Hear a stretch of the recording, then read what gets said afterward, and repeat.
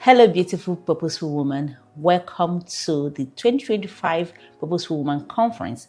My name is Florence Onwumere. I am honored to welcome you to this amazing conference that will spur you, that will inspire you, and to make you reflect on the next phase of your life. At the Purposeful Woman Network, our heartbeat is at the core of empowering women to become a better version of themselves and help them gain clarity through their purpose, help them to also impact their lives and community through their gifts and talent. So today at the conference, we have amazing panel session speakers that will help you to push you into your next phase of action in thriving as a purposeful woman.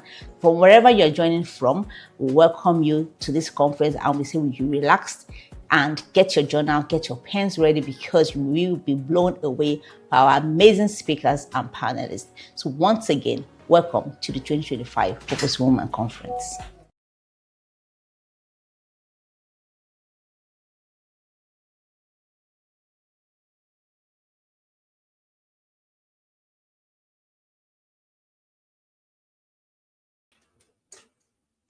Hello, everybody. Thank you for joining us today.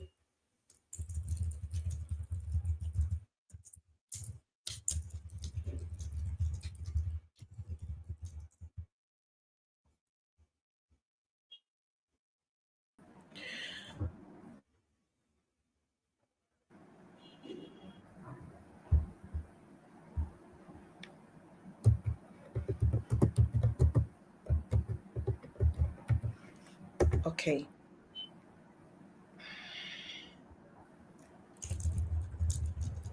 Hello, everyone.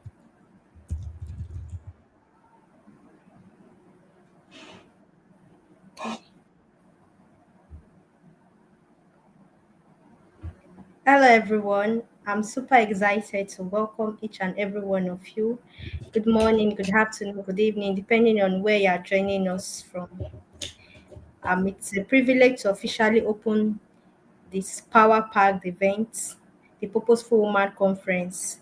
It's an event that is power packed with amazing lineup of speakers that are spurred to to empower you, to spur you up to the next line of action. Without further ado, it's an honor to welcome our compere of the event, an amazing woman, a woman of charisma, a woman of purpose, a woman full of energy, and a woman of wisdom. Please join me. Let's make welcome Ma Ejiro Osakede. The stage is yours. Thank you, Ma. Thank you very much, Elo Ogene. Thank you so much for having me here today. All right. Thank you so much for being here today. And I officially welcome you to the Thriving as a Purposeful Woman Conference 2025.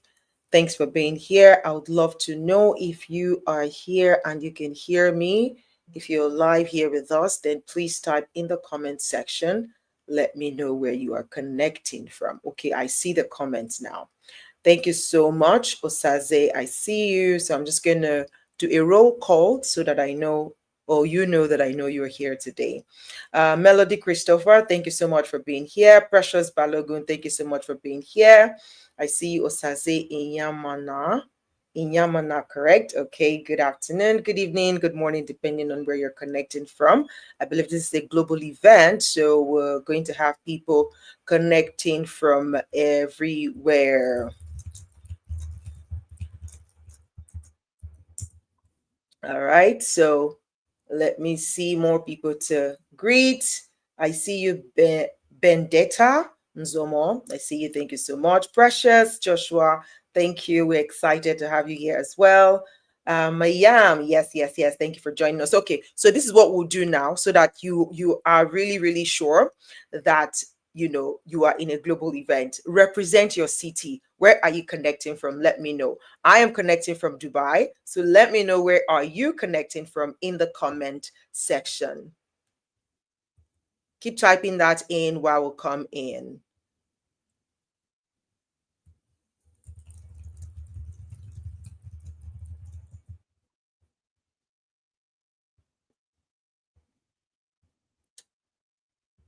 Let me see who is representing. Okay, let me see that. Um, Hi, Damilola. Thank you so much for being here. Bendetta is from Kenya. Jambo. Jambo, my Kenyan sister. Okay. Osaze. Okay, where are you from? Where are you from? Where are you from? Precious Organized from Edo State. Thank you so much. Thank you for joining us.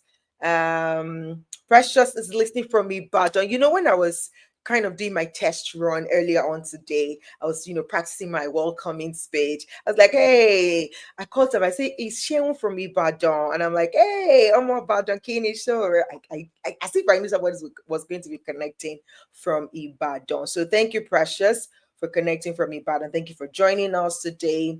MD Saib Hussein, thank you for joining us. Where are you connecting from? Let me know in the comment section.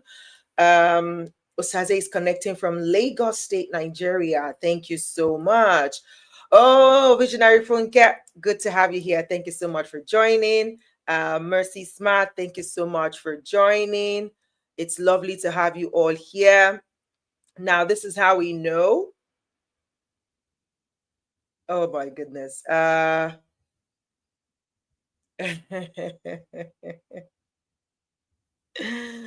Okay, so keep your engagements coming, all right? Keep your engagement coming.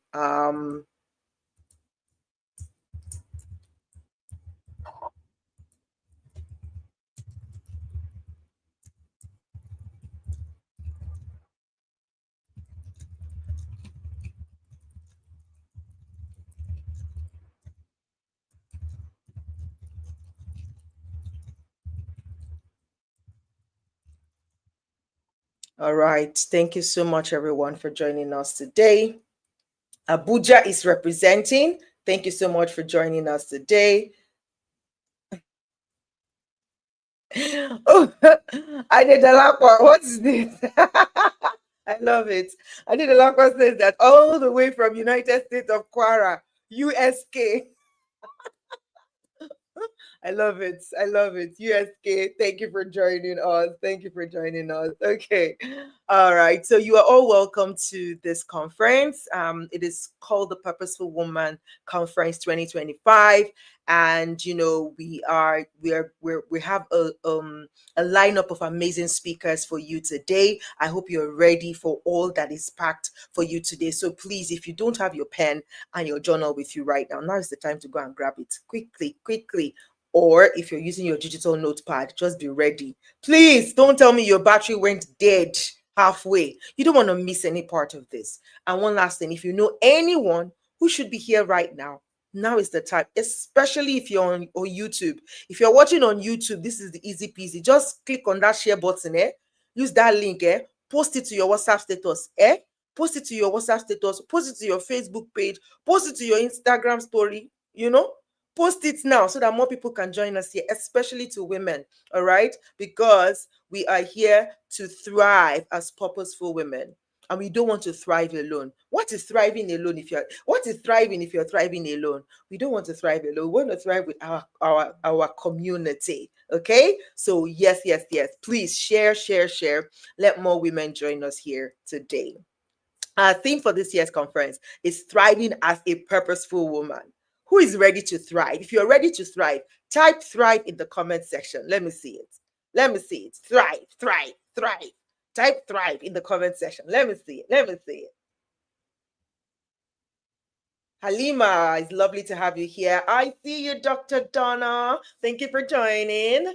It's good to have you here. We can't wait to hear from you tomorrow. Yes, because this is a 2-day conference, right? So yeah. Thank you so much. Ooh, Roman Branda is joining all the way from South Sudan. Women from South Sudan are so gorgeous. Their skin, their melanin is like from the source. Lovely to have you here, Roman. Thank you so much for joining us. All right. Okay, who else do we have? Lagos. Okay. Oh, yes. Thrive. I see it coming out. Thrive. Okay. We have women who are thriving here. We don't want to be selfish with the concept of thriving. That is why I need you to share this link to somebody now. Even if you're on LinkedIn, you can also share. If you know the person is on LinkedIn as well, you can share this link with them so that they can join us. All right. So thank you so much. It's such a pleasure to have you here today. Now, like I said earlier on, um, we have a lineup of great speakers for you today, and we're ready to go. So now the way we're going to run this today is we have three major segments. Call them three themes. The themes we're looking at today is purpose, career, wealth, and healing. Okay, we're looking at purpose, career, wealth, and healing. And so we're going to do that in that regard. We're going to go in that succession. So the first set of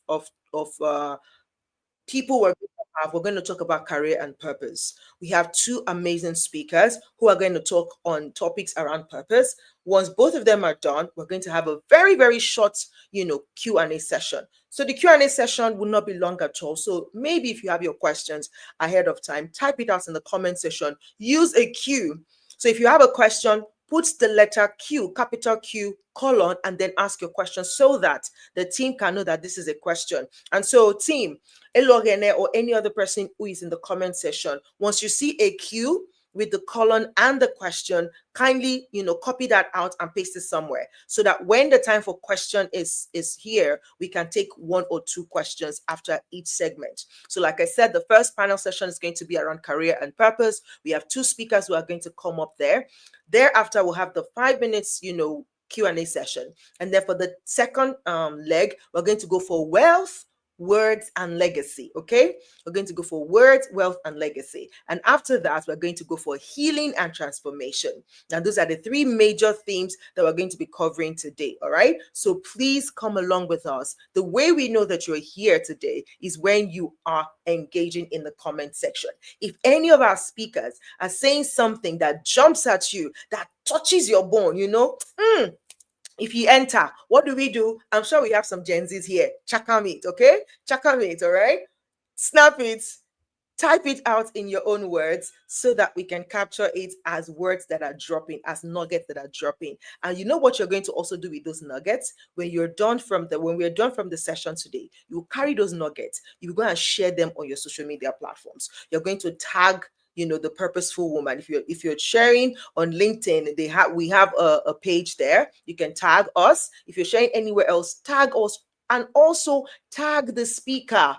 That's a beautiful way for the speaker to know that they've really given you value today. All right. Okay, so Ade Dolapo says, Mama, can the YouTube link be dropped? LinkedIn is really showing me a lot. LinkedIn showing you Shege Vanza. Okay. Team, please, can we drop the link in the comment section? Can we drop the link in the comment section? All right. Please drop the link in the comment section if you can, so that we're able to get that across to people who want to share the YouTube link, or they want to, join on YouTube. Yes, Latin Day is clock it, Abby. Okay. I got it. I got you. It's clock it. Okay, so we're gonna clock it. All right. So yes, if you have anything dropping for you there, just please go ahead and clock it, and then share to your page, to your own platform, and then you can also tag the speaker so that they know that you are there with them. All right, so please, we're going to share the link. Just keep your eye out in the comment section. We'll share the YouTube link so that if you want to transfer to YouTube or you want to share the link with other people, then please just do that. Thank you. I see all the comments already. You ladies are already amazing. Yes. Lady Fumi, Coach Fumi Ellen Alagbe has already shared the YouTube link, so you can copy that in the comment section and share, or you can join us there. All right, without further ado, who is ready? If you're ready for what's coming today, I want you to type ready in the comment section. Say, I am ready. If you're typing, I cannot hear you sing it, but if you type it like, I am ready, I will assume that you said it in my voice, in the way that I'm saying it. So let me see your, I am ready.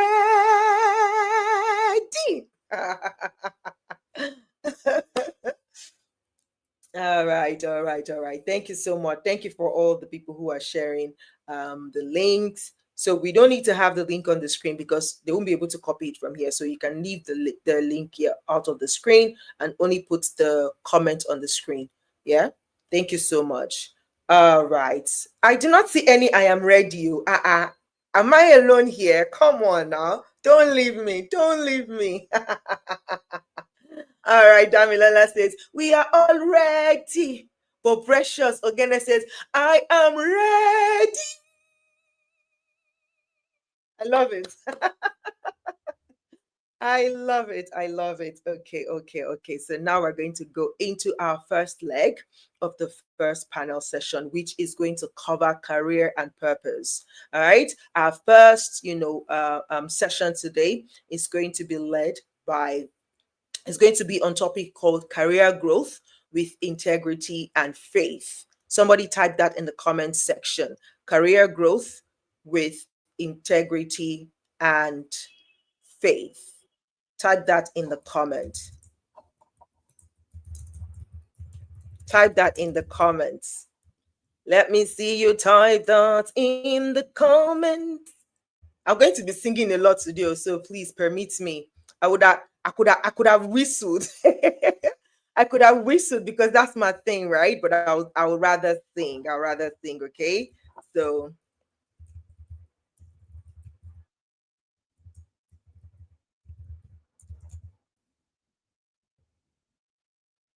okay, I see. So if you see me doing like what's going on, it's our first day. We're having some tech, back end, whatever. So it's like we're multitasking. But no worries, we got you. We got you. But let me see the comments again, whether my people are with me. Someone say I'm ready, I'm ready, I'm ready, I'm ready. All right, all right. Okay, so here's what we're going to do. We're going to get into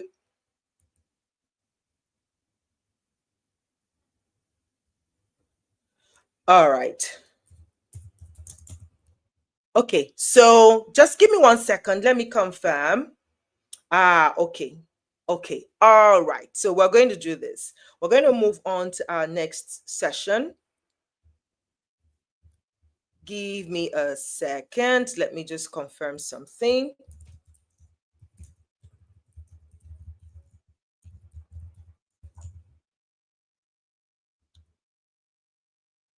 All righty.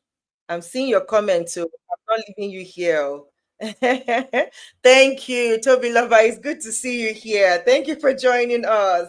Oh, that is so sweet. Thank you, thank you, thank you, thank you. We love it. We love it. We love it. We love it. We love it when men support us. We love it. So please, thank you so much for joining us today. God bless you. We appreciate you.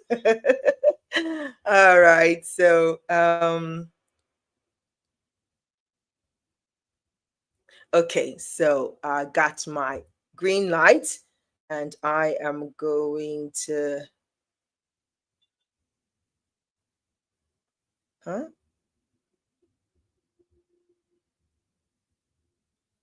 Give me a second, please. Just bear with me quickly.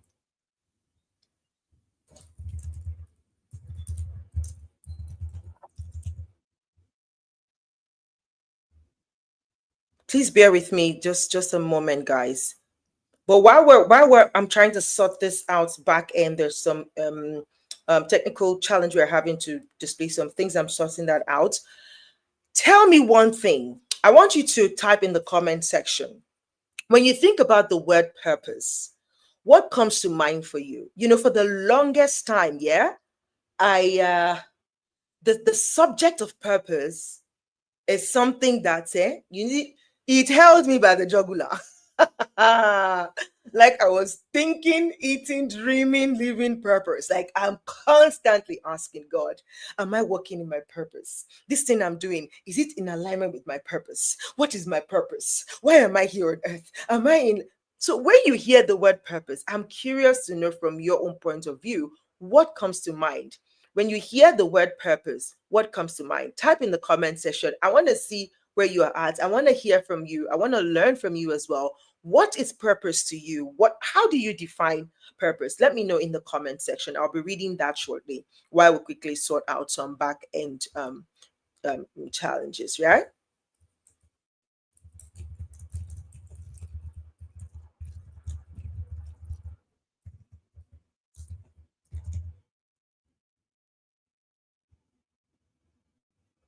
Is any precious that it is holding me too? Oh, please now, please now. Okay, but even though it's holding you right now, what comes to mind when you think about purpose, right? Okay, Favor Wing says one thing that comes to mind is making impact. I like that. So when you think purpose, you think impact. That is sweet. That is sweet. Okay. All right. Ngozi says, I asked this quest just yesterday, Steph. You are not alone, my dear sister. You are not alone. You're not alone, Ngozi. We are plenty that are in that motto or in that ship or in that right? So please let me know. But let me know, even though you're still, it's still something that you're still trying to figure out. What do you understand by the concept of purpose as of now? At the end of the day, we are constantly learning. Okay. So what you know today might not be what you know tomorrow. What you knew 2 years ago is not what you know now. I used to tell myself, like, if I knew half of what I know now, 5 years ago, 10 years ago, oh my God, I don't know where I would have been. Like, but I know I'll be like, yeah. But right now I'm just here. But I still thank God for the God of my journey. I'm grateful for the journey that God has taken me through. All right, Amy says, oh wow, look at my people are coming for me now. Amy says, and when I think of purpose, I think of finding and fulfilling your divine mandate on earth. I love that, Amy. Thank you for sharing that. Fulfilling your mandate, your divine mandate on earth. I think that is so spot on. Toby Lover says, when I hear purpose, what comes to mind isn't just a reason for being, it's alignment. It's that moment when what you do starts to echo who you are. Give it to me. It's the invisible thread connecting your pain, passion, and potential into something meaningful. It's the point where your story stops being about survival and starts being about significance. Purpose to me is not found, it's revealed over time through struggle, reflection, and service. It's the quiet voice behind your loud ambition saying, oh, you don't finish. Oh, it cuts. Please give us part two. Halima, don't worry. Just speak to that network. It will come alive. Don't worry. Don't stress about it. Okay. Just speak to it. Right. This stuff keep going off on LinkedIn. Oh, I see. So please kindly pause to YouTube quickly. Don't even waste time. Pause to YouTube. All right. All right. Precious says, when I think about purpose, what comes to mind is fulfillment. I love that. I love that. For me, purpose is what I'm meant to do here on earth. All your questions are correct. There is no wrong answer. All right. Oh, I see. So yeah, there's no wrong or right answer. It's your what you understand by it right now. Okay? All right.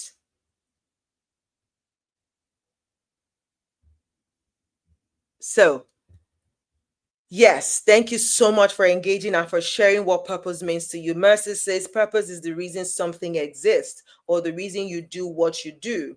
It's what drives action, gives meaning to effort, and keeps you moving when life gets messy. So beautiful, so beautiful. Thank you so much for sharing that so beautifully well. So, we're going to have to shuffle some of our sessions, but don't worry, it's still all packed beautifully just for you. It was packed beautifully just for you. And regardless of how it is delivered in what's a session, you're still going to get so much value from the session today.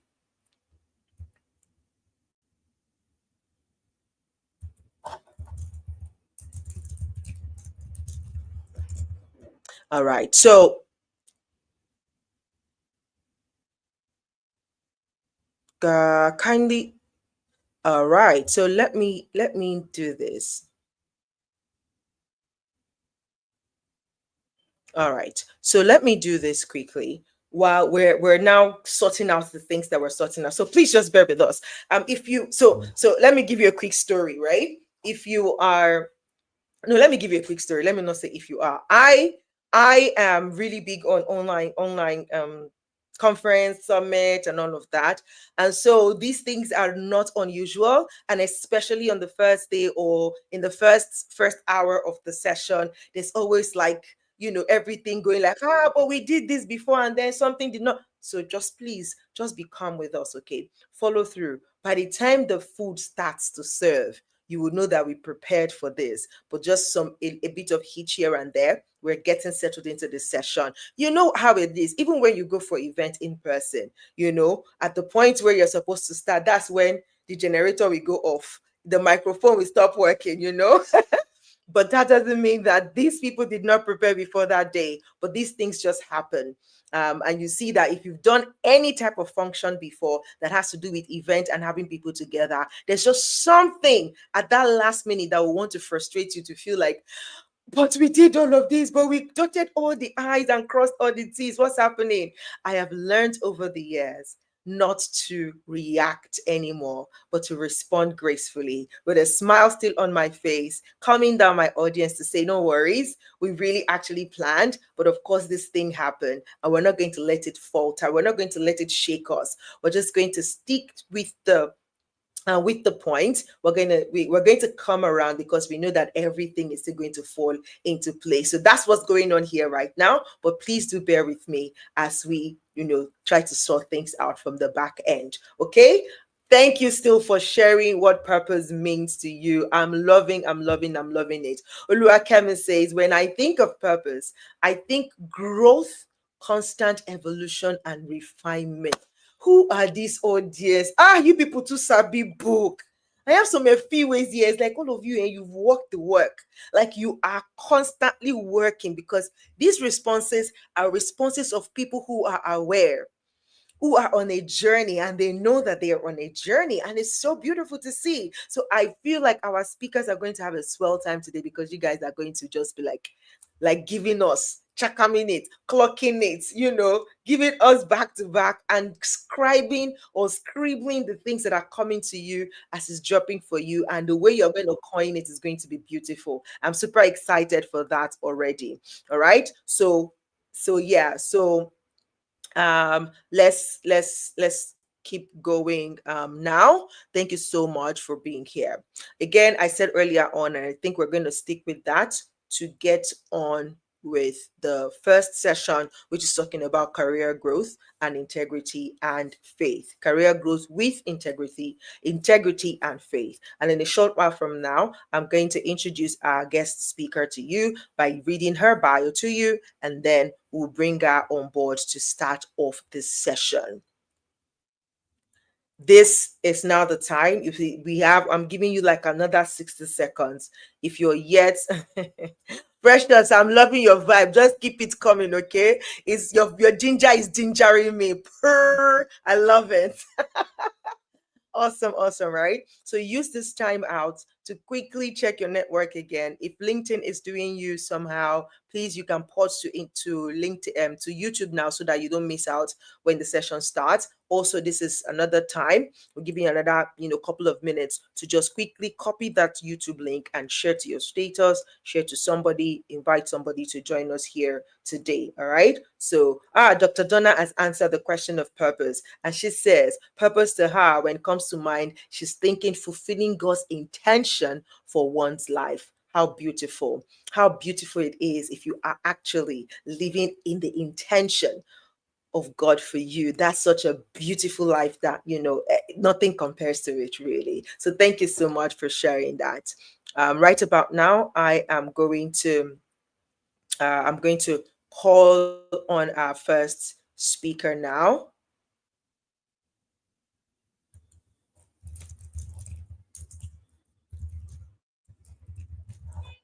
I'm going to call on our first speaker now.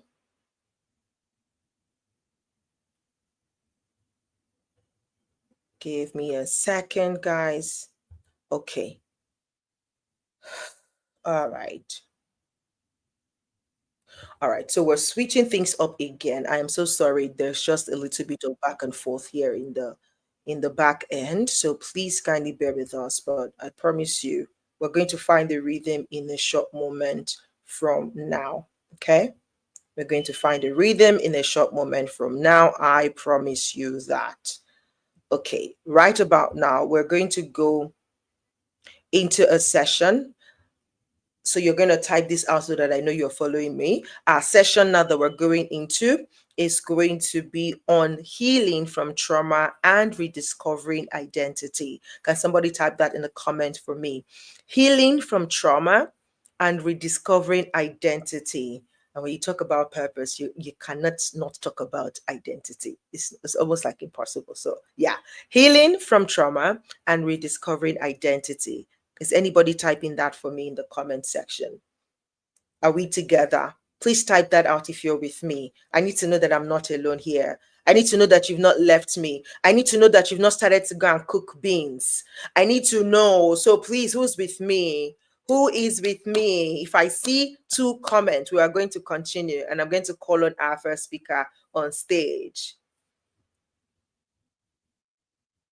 Thank you, Madam Nancy. I appreciate you. So, who is with me? Healing from trauma and rediscovering identity. Who's going to type that out for Precious?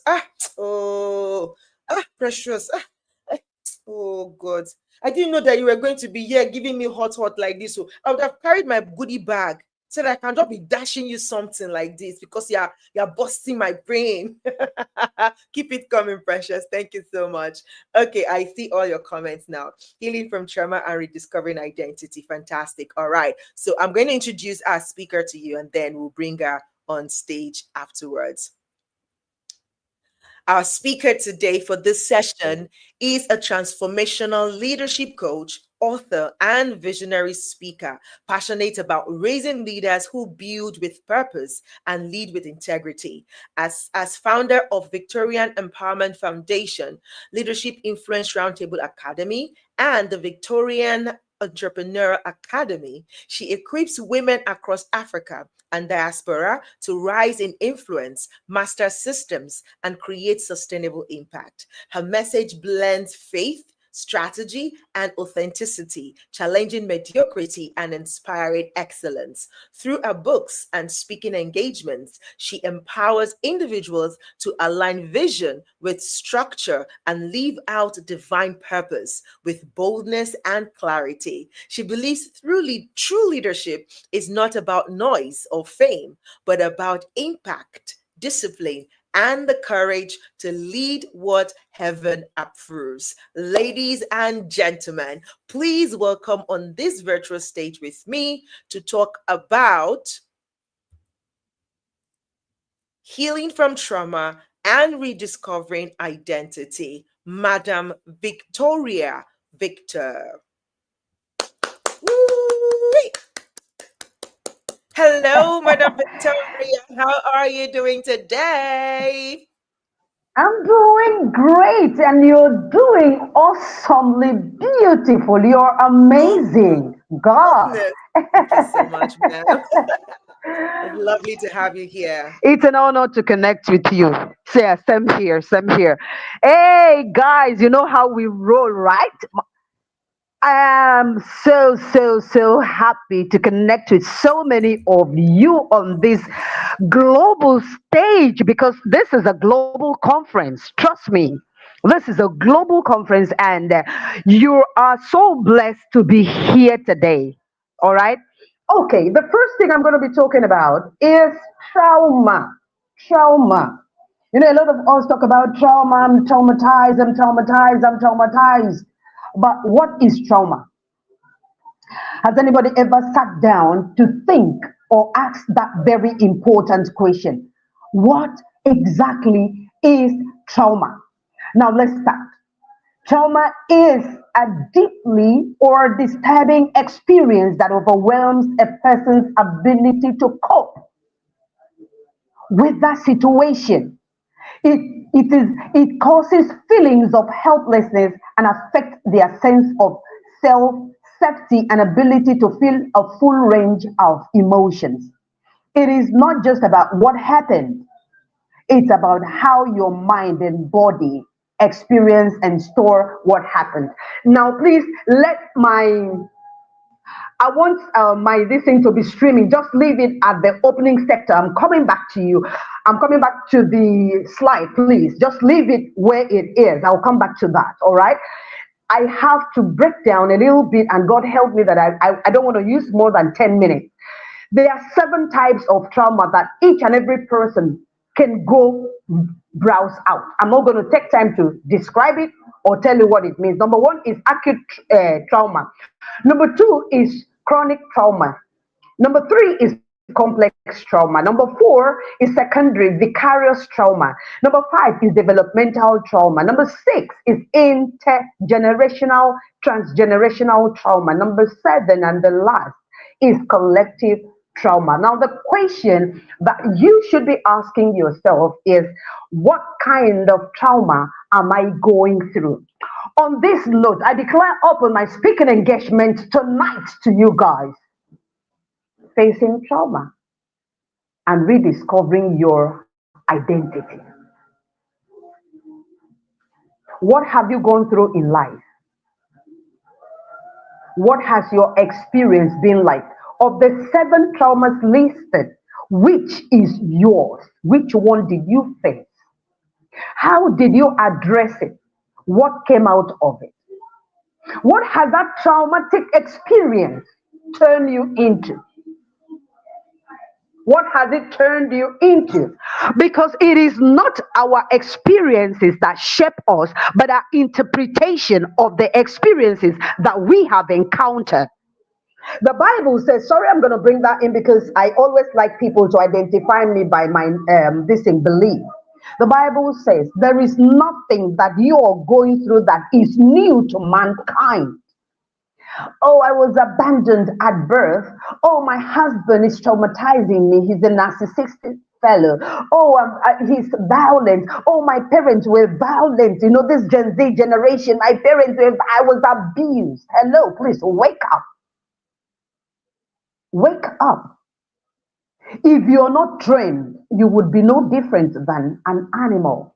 I'm going to share my experiences with you today. Today is for me to share my experiences. Florence, please, can your team share my slide at this moment? All right. So, the last business I lost was my charcoal business. I was 50. Yeah, I was 50 years old. I'm 56. This year made me 56. When I lost that business, I thought my world had come to an end. No parent, no husband. That was the same year I lost my husband. God, where do I start from? Who do I go to? Which door do I knock? For two decades plus, I had locked the door on friendship when friends showed me that they were not dependable. Those were my poor choices. I cannot blame them because at this stage in my life, I made the decision, I made the choices to call them my friends without vetting their character. So when you are traumatized, do not start pointing finger outside. All right? Look at yourself. Who called that person my friend? Who brought that person close? Who made the decision to bring the person close? You. We are so used to saying, oh, I failed because my auntie in the village is the one that does not want me to succeed. My mother does not want me to succeed. My uncle is the cause of my inability to succeed. But we are not asking ourselves the right question. When you spend your business money, the money that was meant for your business, for your self-aggrandizement, and the profit starts dwindling and the business money starts dwindling, you now point accusing fingers when there is no more funds to fund the business. Today, and for those of you who know me, I will say the truth as it is. You understand? I will say the truth as it is. You made all the poor choices. You make all the poor decisions. So why are you now pointing finger? For you to grow, you have to sit down during every traumatic experience that you go through. Which is my part in all of this? Because until you can identify and own the part that you play in the traumatic experience, you will keep going from one traumatic experience to the next traumatic experience to the next traumatic experience. What if you are the one that is aiding and abating the traumatic experience? How do we begin to talk about that? What if you are the aider and abater of that situation? What if you are the engineer behind every traumatic experience? Oh, my children don't respect me anymore because of this, because of that. Oh, my husband just walked out on me. My best friend took my boyfriend. If you were, if you were a gold and a crown on his head, no woman can take a man that has a value. No woman. Why? Because he knows you are the crown on his head. Because he knows the value you're bringing on the table. And please, when I talk about value, take off the monetary things because it doesn't even matter. How many doors have you opened for him? What impact are you creating in his life? Who are you? What is your position in his life? You entered his life and automatically you don't want him to mix with a certain set of people. Why? Do you have a reason for that? There are so many questions that we shy away from asking ourselves. Why? Because you don't want to look at that mirror. So you point the mirror at somebody else, and because of the reflection that shows, they start pointing accusing finger. Oh, honey, don't do that. Look at that mirror and trace yourself. What did I do wrong? I cannot see that. I'm sorry. What did I do wrong? What was I supposed to do that I did not do? Don't worry, I'm going to speak from my head.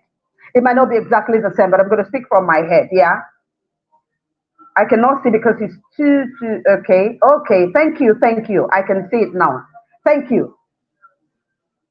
So, when these things begin to happen, I'm going back to my charcoal story. When they begin to happen, the first thing you should do is sit down, take a breath, pause, breathe, and begin to check from the first to the end, from the beginning to the end. What was the role I played in all of this? Stop playing the victim. We have too many victim cards that we dole out. Why? Because we want to curry favor. But that favor does not bring solution. What brings solution is when you face your challenges. Now let's go back to the charcoal. When I lost my charcoal business, I didn't just lose my money. I lost me. I lost me because I was 50. But like I'm telling you, I didn't point any finger at anybody. Initially, I said, my partner this, my partner this, my partner did me, my partner this. But I chose that partner. I knew his story. I decided to play God in his life. I decided I could change him when no other person could. And I took all the wrong decisions. And so when he hit me below the belt, as I went for my husband's burial, coming back, I had no business, but I had a police call to answer to. So who is to blame? Is it my partner or the person who chose him? I am. I took that decision. I made the wrong choice. So depression crept in like darkness. I couldn't think clearly. I forgot things, and eventually I had a severe mental breakdown because I did not know where to start from. I didn't know who to call. I've never had a mentor. I've never had anybody to talk to. I've always been this withdrawn person because when friends shot at me and messed me up two decades ago, when I lost my first business, I knew that people can wear different clothes. So until I could vet your character, for 2 decades plus, I've not brought anybody close. Do you understand? So let me give you my truth moment. You can be anointed like I was, skilled, intelligent, and still be broken inside. You can quote all the scriptures you think you have, but still feel disconnected from God when pain clouds your heart. I fought God badly. We fought. We fought. Yeah, we fought. I'm not done with segment 2. Thank you so much for running ahead. Unhealed trauma turns pain into identity. Yes. If you don't heal, you start being hurt instead of feeling you're hurt. I was at that point. I was at that point. I couldn't heal.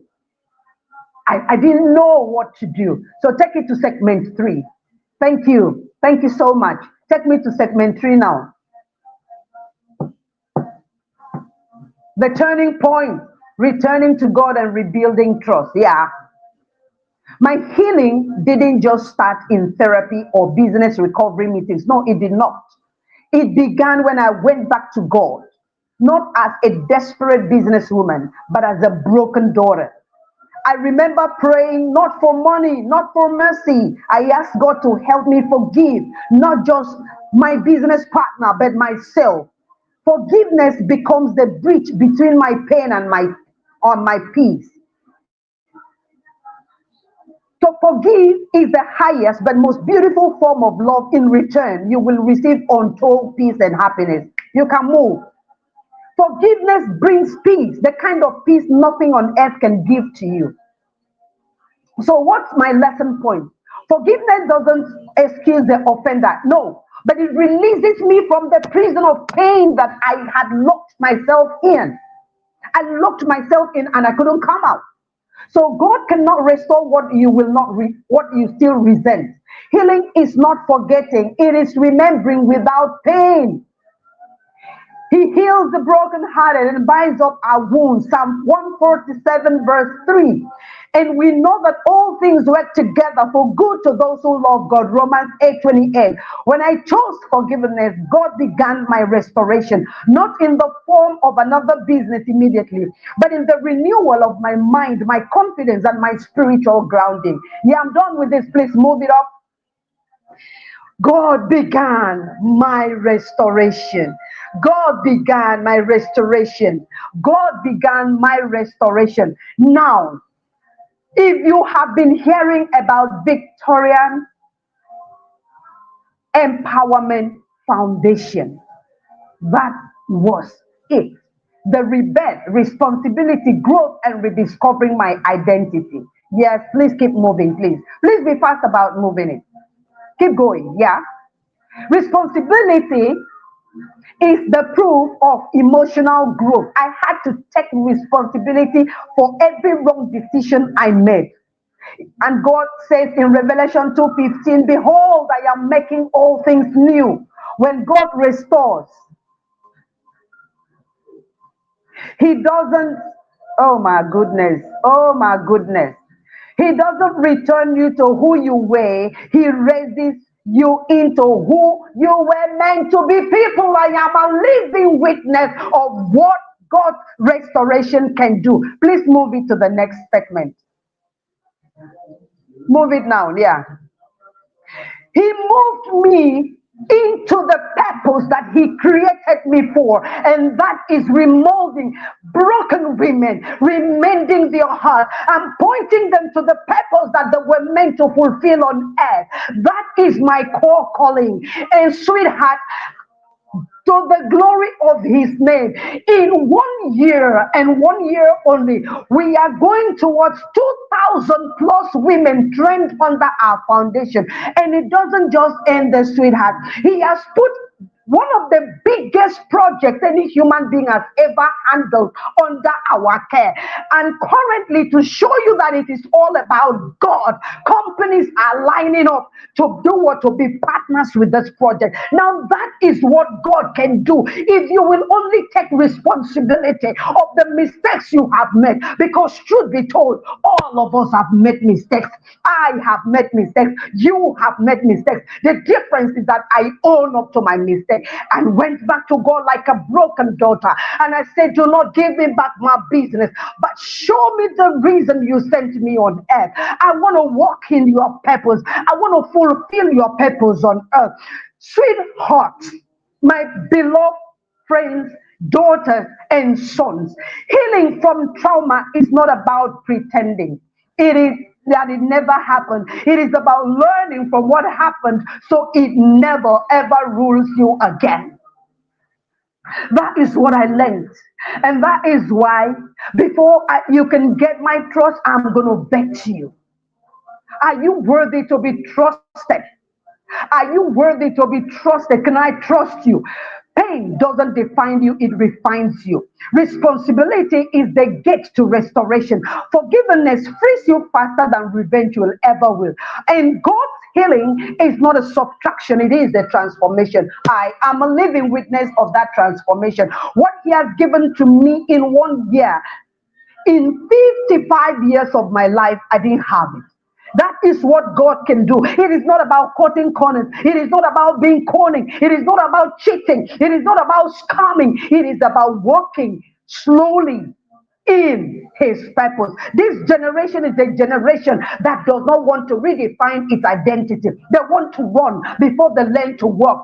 And that is why I am afraid for the future. If you're listening to me tonight, please, I want you to take it one step at a time, trusting God that if what He could do for one person, He's going to do it for every one of us. Until I come your way again, have a fantastic, fantastic conference. God bless you. God bless you. Thank you so much for this opportunity, Miss Florence. I appreciate you and your team because of the amazing work you're doing. And you know, I got you in my heart. Thank you so much. As I bow, I mute my mic.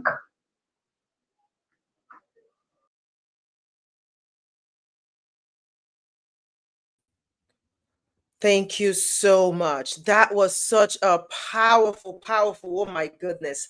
Please, this is me. This is me giving you a standing. Okay, I'm sitting, but please. Because if I stand now, it won't be nice. But please, standing ovation on my seat. What a wonderful, wonderful session. Thank you for sharing those legs of traumas. And thank you for sharing. Please, I want to see in the comment section, what are you taking away from this session? Pain doesn't, oh, let me see that. Let me see that. Let me see that. She says, Neka says, pain doesn't define you, it refines you. I love it. I love it. God's healing transforms us. Thank you. Thank you so much, Madam Victoria. Thank you so much. So we're going to take just let me give you 3 minutes quickly. If you have any question, this is going to be fastest fingers first, okay? If you have any question, let me take your question now quickly. And I'll bring back Lady Victoria. She's still there. Did she jump out already? Oh my goodness.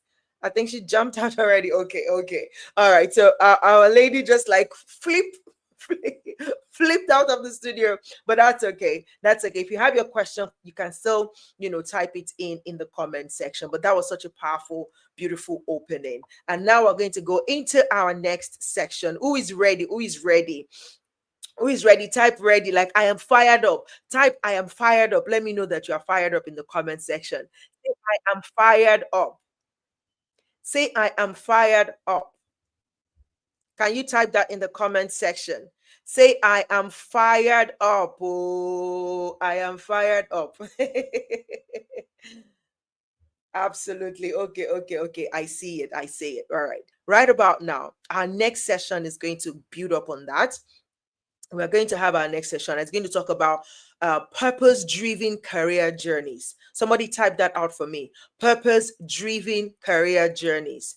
Purpose-driven career journeys. And I'm going to introduce our guest speaker to you, and then we'll get into this segment, this section. Our next speaker is a 23-year event media veteran and monetization coach. As founder of OH Media and Events, she has trained over 5,000 professionals and helped top international companies access top-tier African talent. She's a sought-after speaker and trainer. She is currently the developmental partner in charge of Africa and the Caribbean for 54 Siblings, an American-based NGO. I love that name. Oh my goodness, so beautiful. Well, she is an advisor to the Coalition of Professional Women in Politics and the spokesperson for African Women in NGO. Please welcome to this stage our prestigious next guest, Ms. Olawumi Havens. Are you greeting me? Are you welcoming her like I want you to? Are you welcoming her like thank you, precious? It's like you're going to leave here with a gift. You're the one giving me vibes. Where are all your emojis? Come on, come on. If you're in the same room with this woman, come on now, don't do that. Thank you Hello, so much. welcome. So welcome. Thank you for being here today. The stage is Thank yours. you. So please, as Thank we you. go, if I come up again, it means that let's wrap up. Okay. If for any Okay, reason not to worry. I like to keep to time love it. because God bless you. I know that we'll have a lot of nuggets. So I will say thank you Yes. very much to the organizers. Awesome. In fact, if you can see me now, I'm actually right here standing up because I'm on the mission fields of Uganda. This is one of the things I also do. And so I'm in the mission field. I just said, no, I'm going to do this. And so I'm standing here with my laptop and doing this because it's purpose and it's important to me. So thank you everyone for joining. One question I will put to you is rhetorical. You can answer in the comments if you want. But the question is, have you ever achieved anything that made you, you achieved it, it was good, but you were not feeling fulfilled? Have you ever been at that point in your life? Well, I've been there. You know how you get a thing. Sometimes you say, that house, I love that area. I want to live there. And then you get to live there and you realize, so what next? The issue is because purpose is not attached to it. It has nothing to do with your purpose. It's probably just a brief thing, something you liked, maybe because of the people that you have come across, the people you just decided, you know what, I'm going to do this. And then you did it, and then there was nothing particularly interesting about it, and you wanted to move on quickly. So, what are we talking about? We are talking about purpose. So, I'm going to tell you, when you're talking about purpose, you are talking about the reason that reason that exists, that is behind the intention of what you're doing. So you're doing a thing. What is the intention? Why are you there? I will give you an example. As an event planner, I will say, because I saw my mom planning. Hold on. So I just wanted the sound by my side. I hope everybody's hearing me clearly and their sound is not interrupting. So I became an event planner, not knowing that was what I was going to do. But my mother was planning events while she was also a TV presenter and producer. And so I learned that and I had organizational skills. But down the line, around 4 years, I started thinking, is this really what I'm called to do? And I started praying about it. And the Lord said, yeah, indeed, you're an event planner. There are other things you will do, but it's part of what you're supposed to do. And so that kept me. Now, when you are talking about your career, of course, you're building it. Your career is something that you will build, but purpose is what builds you as a person.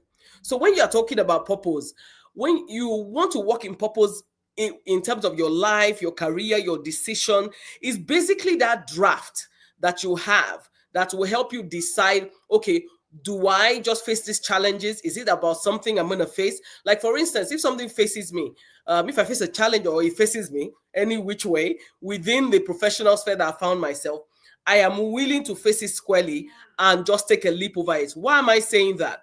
Because I was born for this, because it's a purpose for me. It's not just that I'm there by happenstance. Now, if you love something, people tell you, do something you're passionate about. Of course, there's some things you're not passionate about that you might also do and make your money.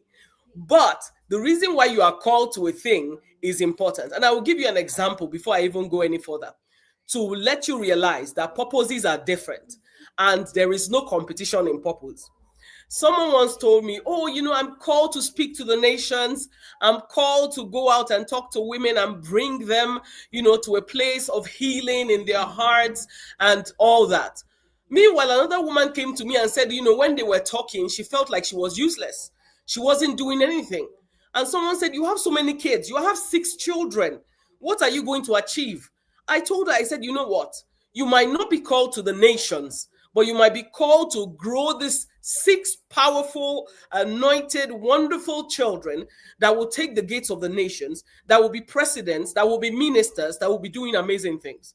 So the purpose for your life, that reason why you were called, is different from the other person. And so you cannot compare it.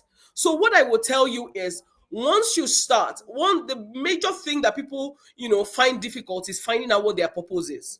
Even within organizations, within a family, within a country. You are like, why am I here? Because you might love a lot of things, but you are not sure what exactly you are called to. You are just within that sphere where, okay, maybe I should do this. Maybe I was born for this. But if you find your purpose, when the time comes, and I will tell people whether you like it or not, from the place of prayer, first of all, there is a manual for everybody's life. There's a reason why you're on this side of the planet. Your reason is not my reason, because once you start comparing and putting in competition, you realize you're probably running my race. And I don't want you to run my race. Neither do I want to run your race.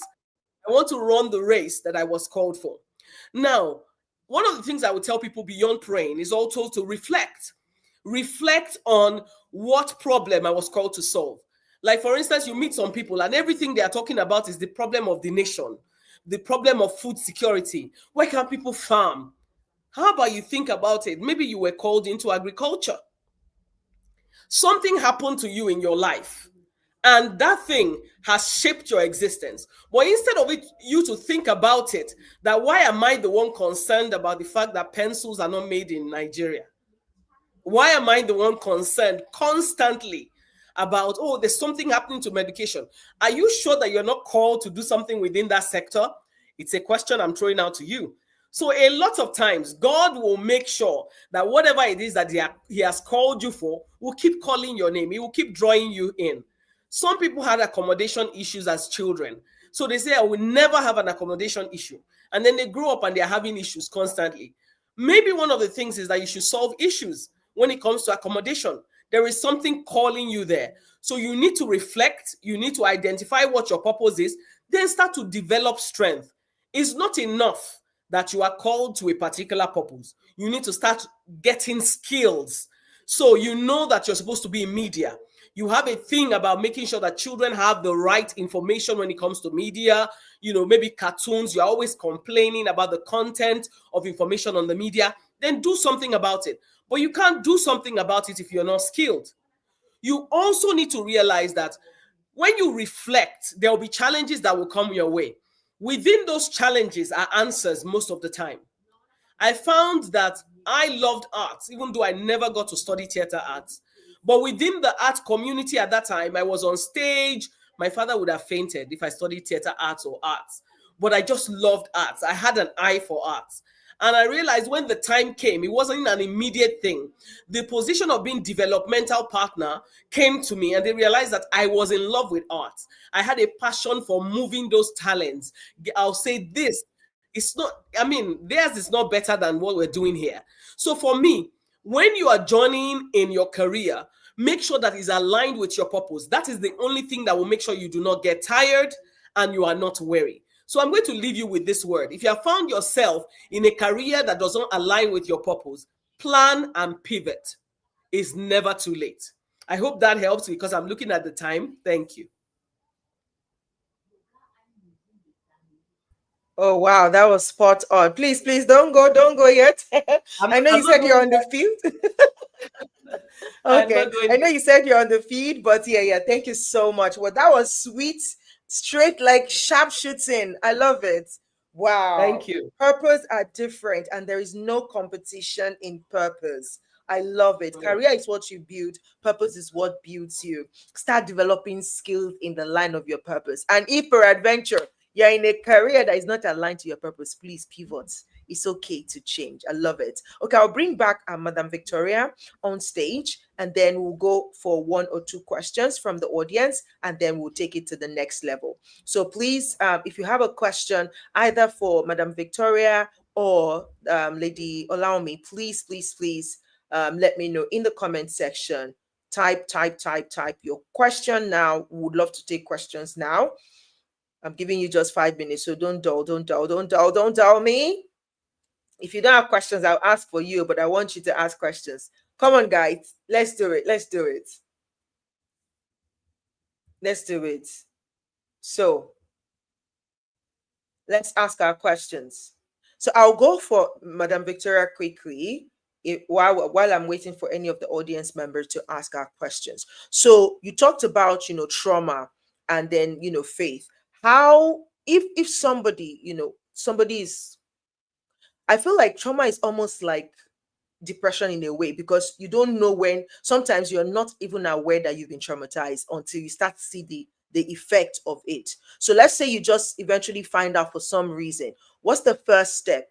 Or if you are unaware, what's the first step to become aware and to accept first that, okay, I think I'm dealing with trauma here and I need help?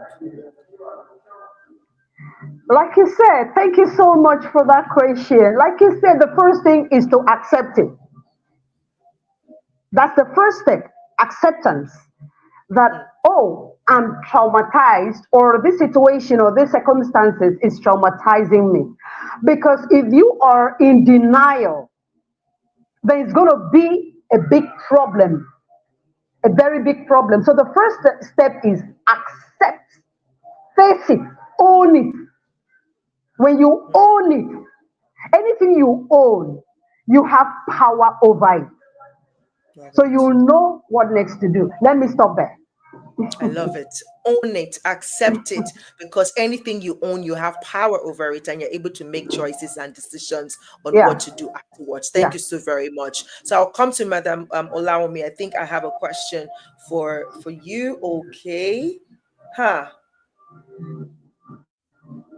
Okay, so I'll take this one. Sorry, guys, I'm not choosing. It's just the first one that my eyes is landing on. I'll take this from Osaze that says, please, ma, my question goes like this. What would you say to someone who feels like she has so much inside, but feels like there is no more time? You're asking for someone, okay.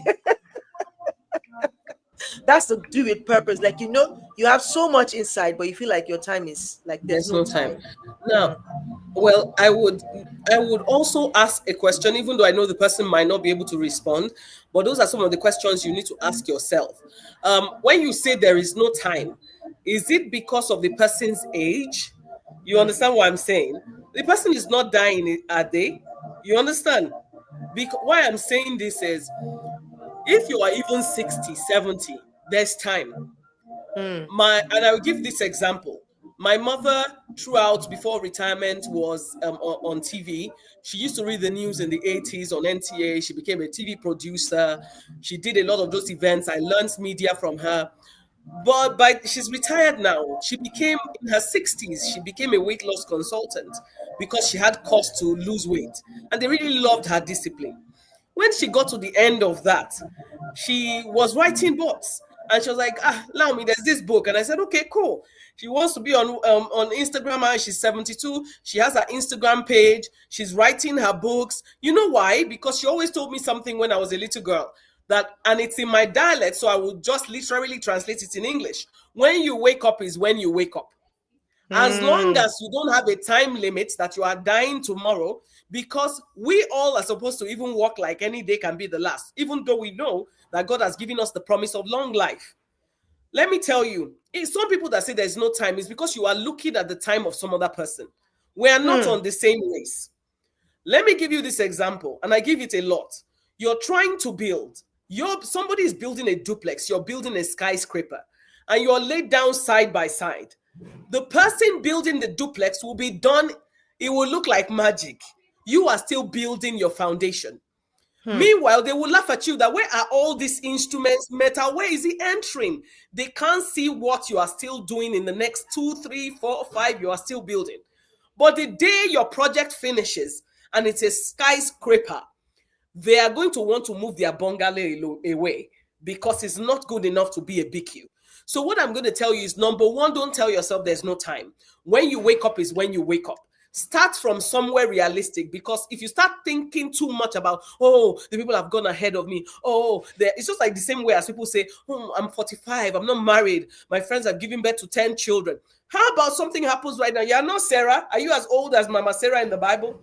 How about mm. you get married next year and give birth to quadruplets? You've caught up. You're not on the same race with anybody. So there's no such thing. So you need to, first of all, work on your mentality. Start now so that it doesn't overwhelm you. When you start thinking of other people's stories and listening to what they're saying in your ears, that's what makes you feel like you don't have time. You have There's no time. time. Take your time. Hmm. I love it. Thank you so much. That was such a beautiful answer. And thank you for asking the question as well. Thank you so much, Lady Wumi. And thank you, Lady Victoria, for being here and for sharing so powerfully. We appreciate you and we celebrate you. Thank you so much. So we would like to let you go now because we know you're quite busy. So God bless you. Thank you so much. Awesome. That was so beautiful. I hope that you're getting something. I hope you're getting something from this session. If you're getting something, say, I am getting something. Type it in the comment section. I am getting something. And you can also type something that is jumping at you from the 2 sessions we've had already and the 2 questions that they've just answered to say, wow, this is what's coming through for me as they answered those questions. You can continue to type in the comment section. Okay, are we ready for the next speaker? Because we are ready. Are we ready? Are we ready? Are we ready? Are we ready? Are we ready? Are we ready?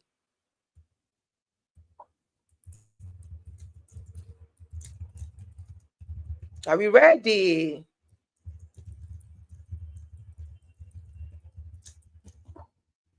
Okay, yes, yes, yes, yes. It's been a fantastic journey so far. I'm getting something. I am glad. I am happy to hear that. I'm happy to read that in the comment section that you're getting something from this session today. Absolutely. Work on your mentality. That is true. Solomon. Yeah. Opuineba. Oh, that's a nice name. Okay. So yes. Thank you. Thank you so much for typing out what you're getting. All right. So we're getting our next guest speaker is coming into the studio shortly, and we're going to get into that next conversation. If I'm going to ask you quickly, both session that has come up already, if you were to take any action from here, because sometimes it's good to say, oh, I'm getting something, this is wonderful, this is beautiful, but the action you take is what brings about the transformation in your life, is what will ensure that this thing that you've gotten is working for you. If you don't mind, you can share in the comment section to say, this is one action I am going to take based on everything that has been said today, or based on what I have received today. Based on what I've received from this conversation, this is one thing I'm going to do differently. And that could even be you supporting somebody you know is struggling with something, or you actually doing something to ensure that you are mitigating against something, or you are acting to get something. So what is it that you're going to work on based on what you have encountered today? Let me see that coming through in the comment section. Let me see that coming through in the comment section. I'm waiting for you.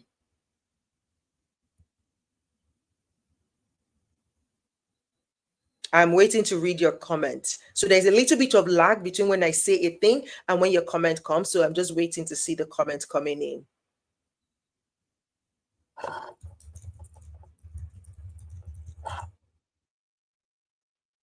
So I'm trying to see the comments. Okay, yes. Ariola says,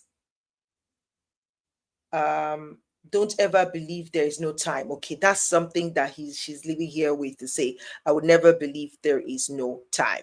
Okay, so our next section is going to be on creating generational wealth with purpose. Let me see somebody type that out. Creating generational wealth with purpose. Do you want to type that out for me?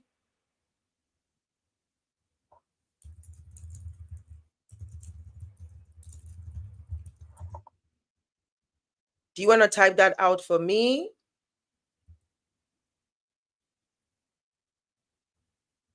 I can't see your comment again. No.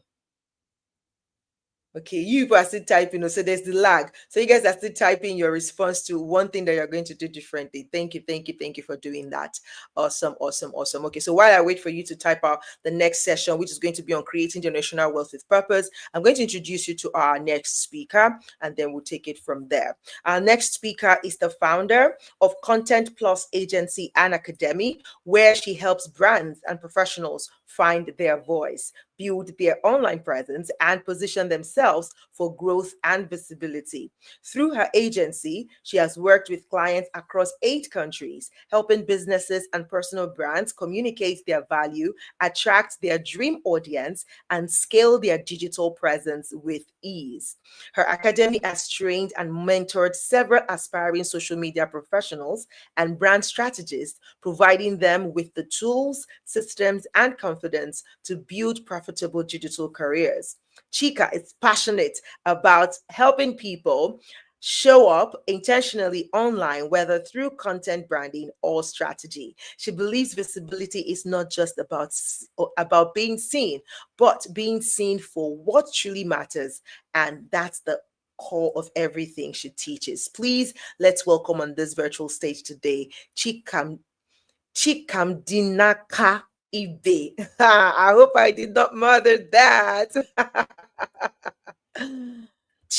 Okay. Jesus, Chikamdinaka Ibe. you just murdered my name. Did I murder it? Okay, You please just correct me. I Oh did? my God. How do you You pronounce it did, then? you did. You crucified the name. Oh my goodness. Father, Okay, forgive is me. yeah, Sister, forgive me. Okay, please call it correctly. Let's amen. see. Okay, it's Chikam Dinaka. Chikam Yeah, Dinaka. And I said Chikam Dinaka.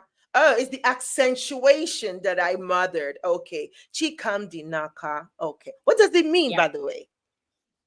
It means I'm in God's hands.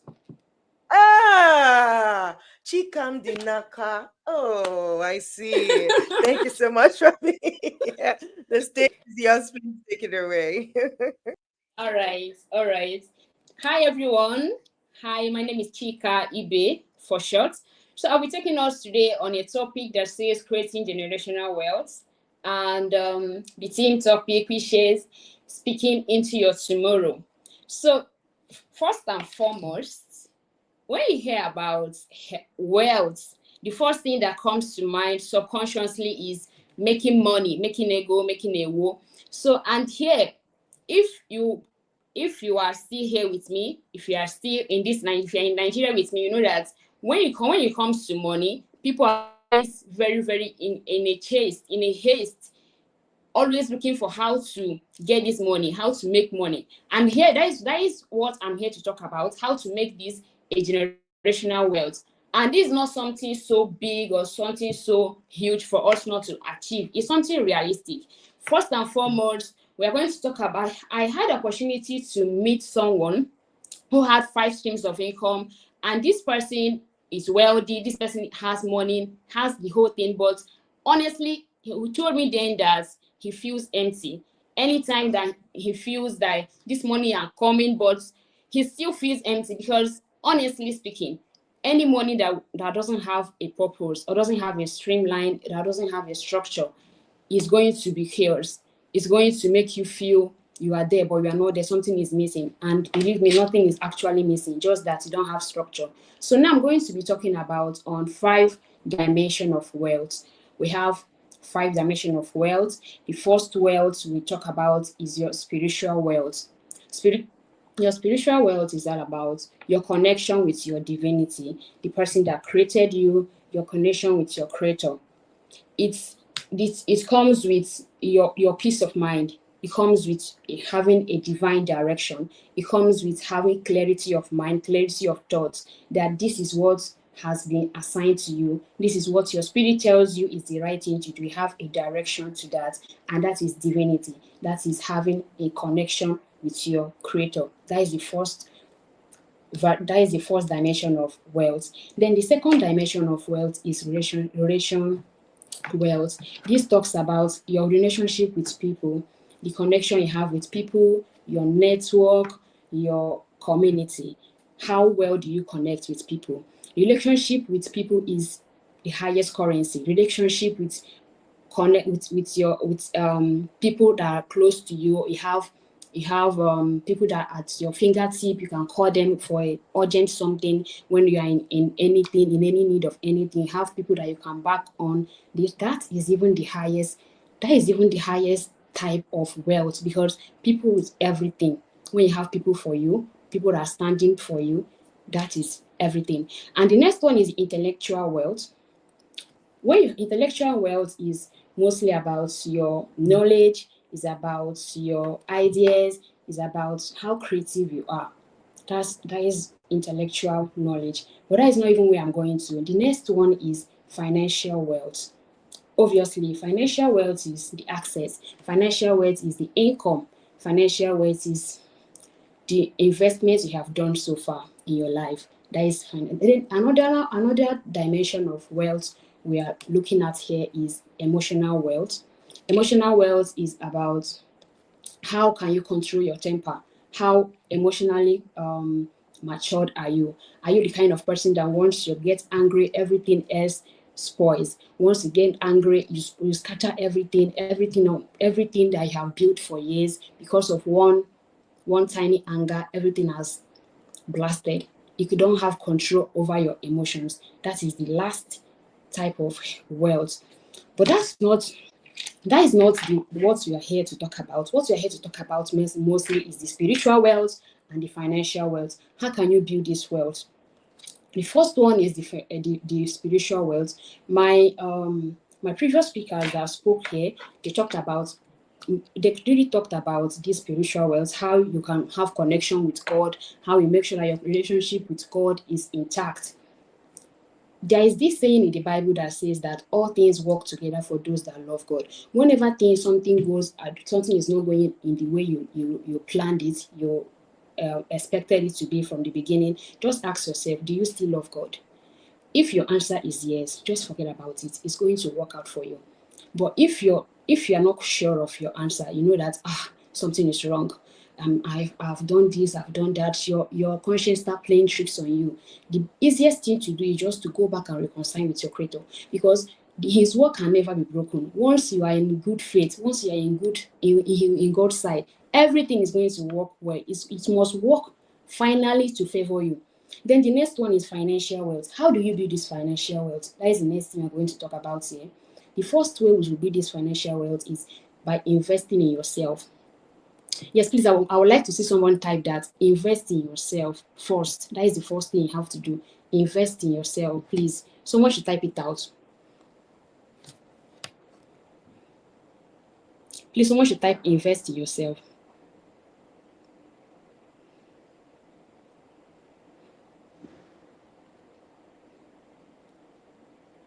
I'm not even seeing the comments. Oh, thank you. Thank you so much. Thank you so much, Florence. Thank you so much. Thank you. Now, investing in yourself, that is the first thing you have to think about. This is where you buy courses. People will be like, they have been buying courses, people that have been listening to all these things. But these are the trusted way people have followed, and it has given them success. I finished my first school and I'm back again in my second school. That is investing in myself. Think about something that you know that after this, what again? If they should take this away from you, can you still stand? If they should take only this skill that you learn, you are a graphic designer, you are this, you are that. If they should take that away from you, what else will remain out of your life? If there is nothing again that will remain from the skill, only the skill you have, only your certificates, that is the only thing you know that you can bank on. Please, my dear, please go back and invest in yourself. Then the next one I'm going to talk about is that having a skill with purpose. The next one we're going to talk about is having a skill with purpose. Having a skill with purpose here means that when that particular skill that you already have, let's say you are a graphic designer, you are a brand identity designer, you have a very particular strong skill that you already acquired. Now, how does this impact in people's life? When you trade your purpose with people are going to give you profit. When you trade your purpose with people, they will give you, in exchange of that, they're going to give you their resources.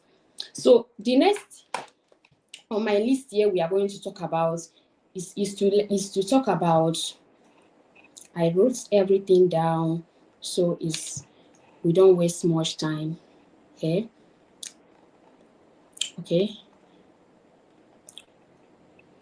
Okay, so here it says generational wealth isn't just assets, it's alignment.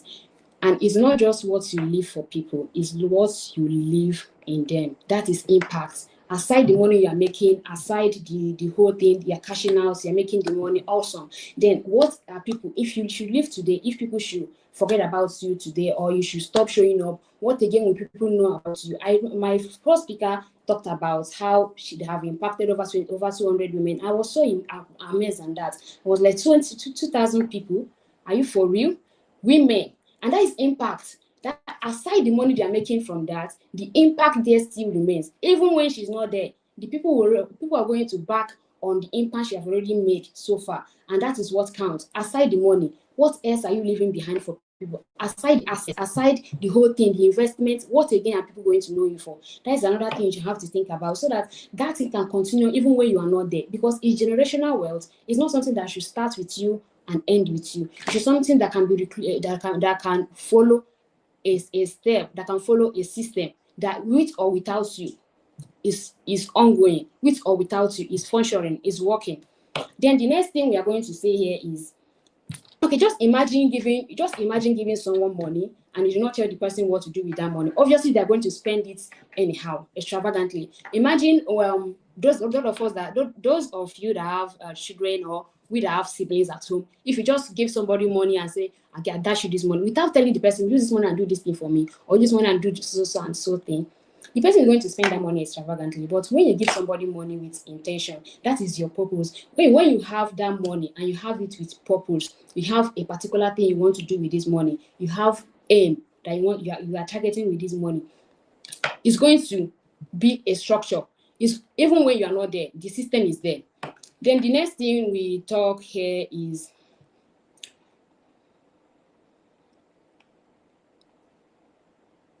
the next thing we talk about here is, after you have built your skills with purpose and intention, you have to diversify. Diversify means don't stick one place. Don't be stuck with only one particular skill you have. That particular skill you have, that particular thing you are being known for, it can be diversified in several ways to give you income. This generational wealth is something we make not by focusing on one thing, not by coining down, saying, okay, I'm known for this, I don't want to do more than this.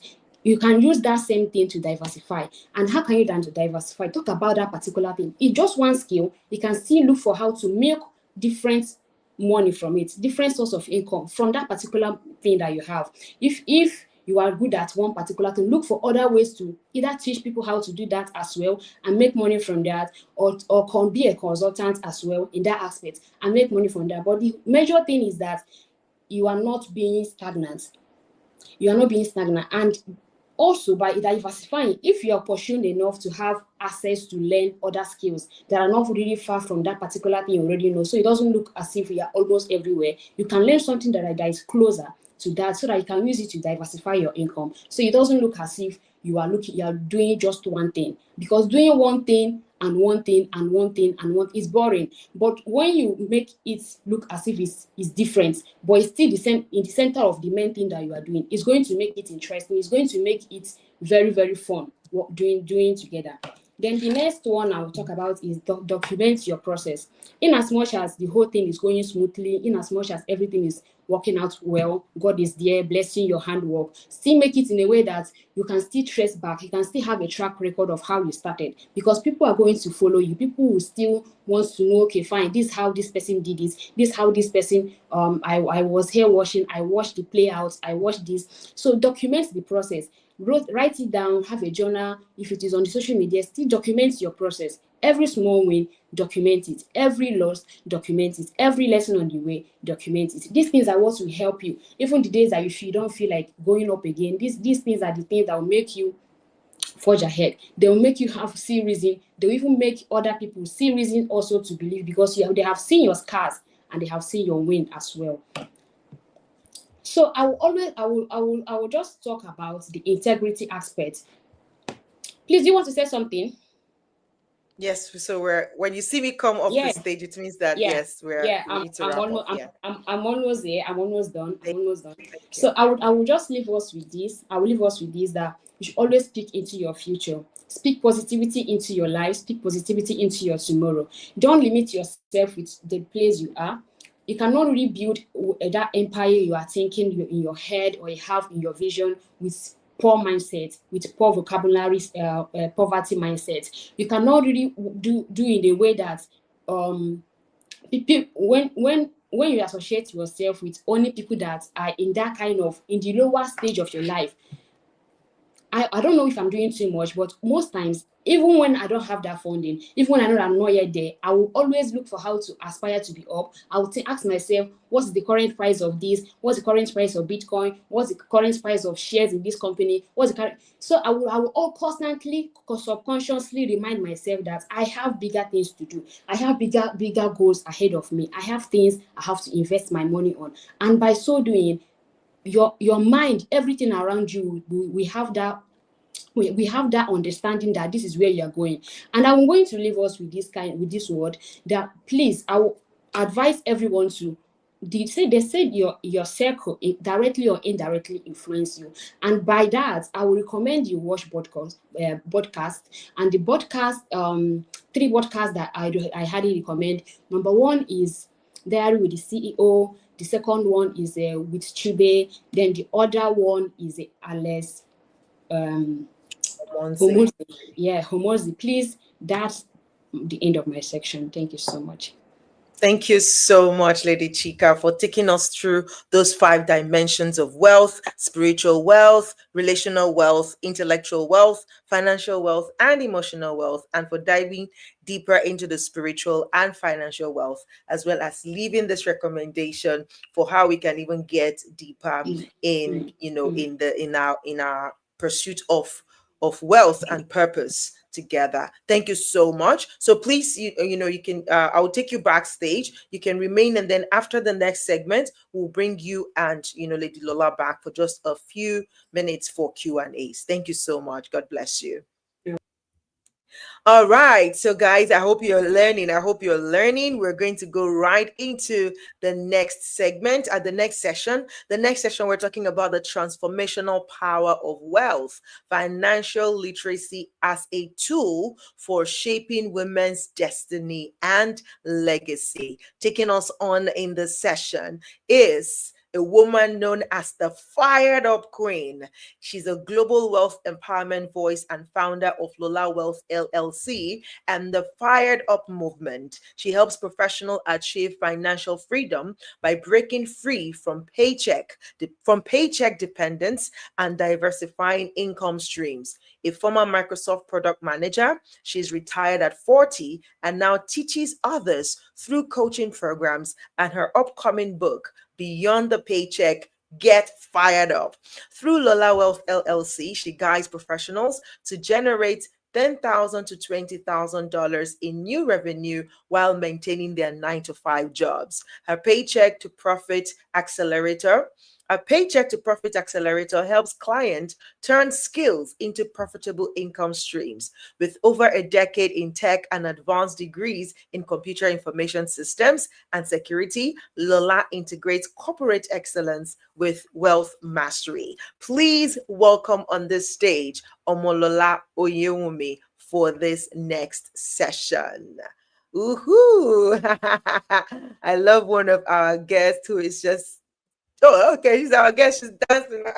She's dancing like,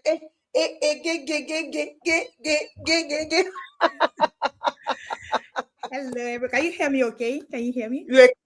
I see you're standing. You're ready to roll. Please, the stage is yours. Take it away. We have 15 minutes. I know you are going to rock the boat this evening, so please go for it. The 15 minutes is never going to be enough. You know that. No, just help us squeeze it in. I know. And so what Visionary Florence is going to do, she is still going to have this, and we're going to have the masterclass. Trust me, we're going to have the masterclass. We're going to dive deep into how we're going to build that wealth, because we're talking about generational wealth. And what I will be talking about today is more around we taking that step today.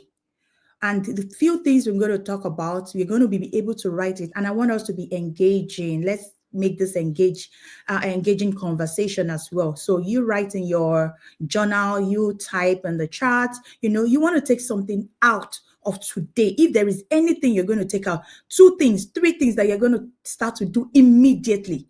Please, immediately. We are getting towards the end of the year. We are looking at our goals and saying, oh, I wish I have more time. I remember I heard when someone was asking a question like, oh, I don't have enough time. There is always time.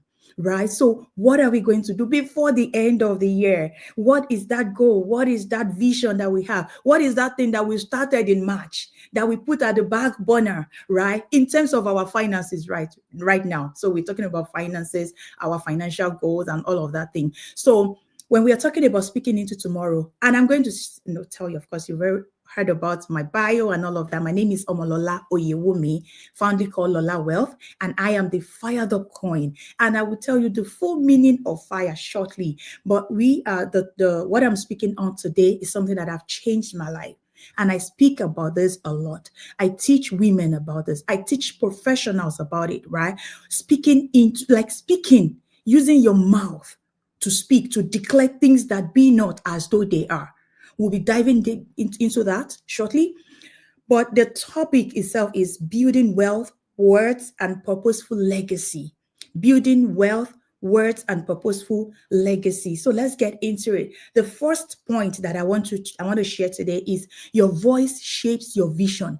Your voice shapes your vision. Immediately you have something you want to achieve. Immediately you've written out your goals, and maybe depending on where you are on that journey of your financial journey, and you say that, this year or this month or this quarter, I would like to earn additional 20K, or this quarter, I would like to pay down my debt, or this quarter or this month, I would really like to, establish a side hustle, whatsoever it is. Immediately you have that goal. The first thing you start to do is voice print it. Begin to declare, right? As I have said,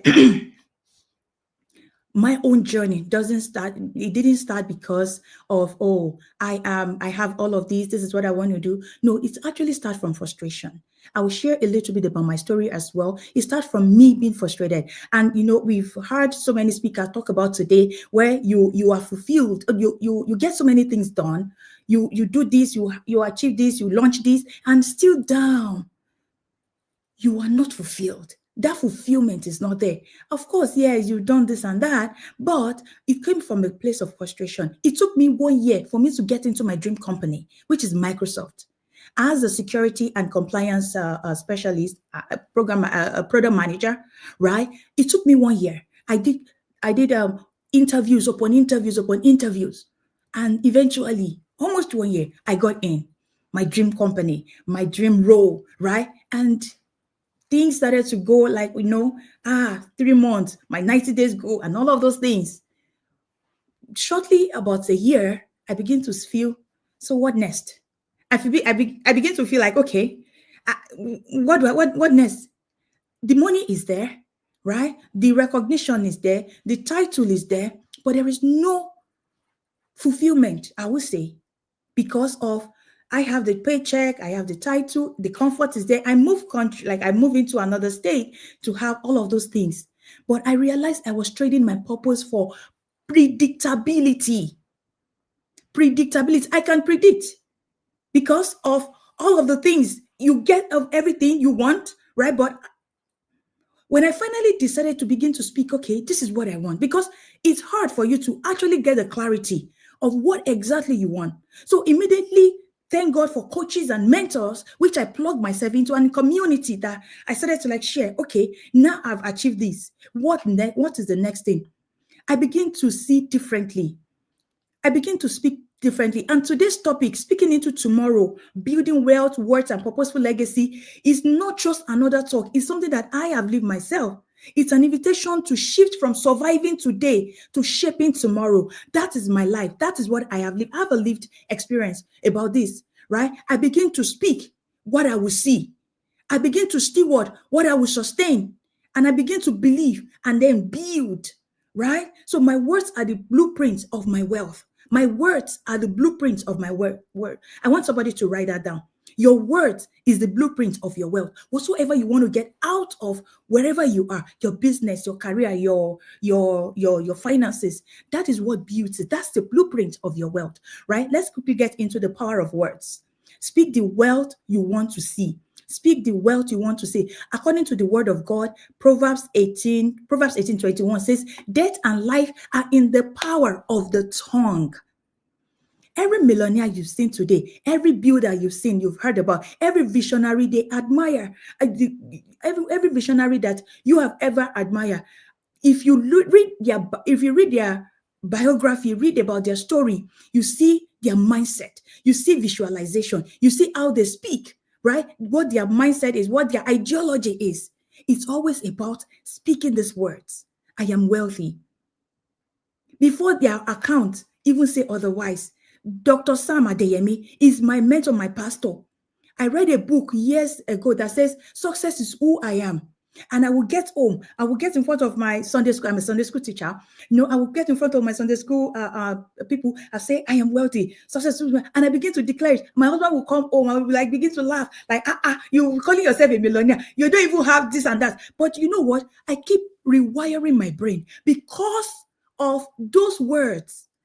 Right? And then I continue to say it and then beginning to form shape, because remember, words form shape. What becomes flesh and it dwells among us. That's what the Bible says. So you continue to say those words. So let me quickly get into that. First thing you want to do is the purpose. When you are talking about purpose and all of that, get clarity. Speak what you mean. Don't speak what you don't mean.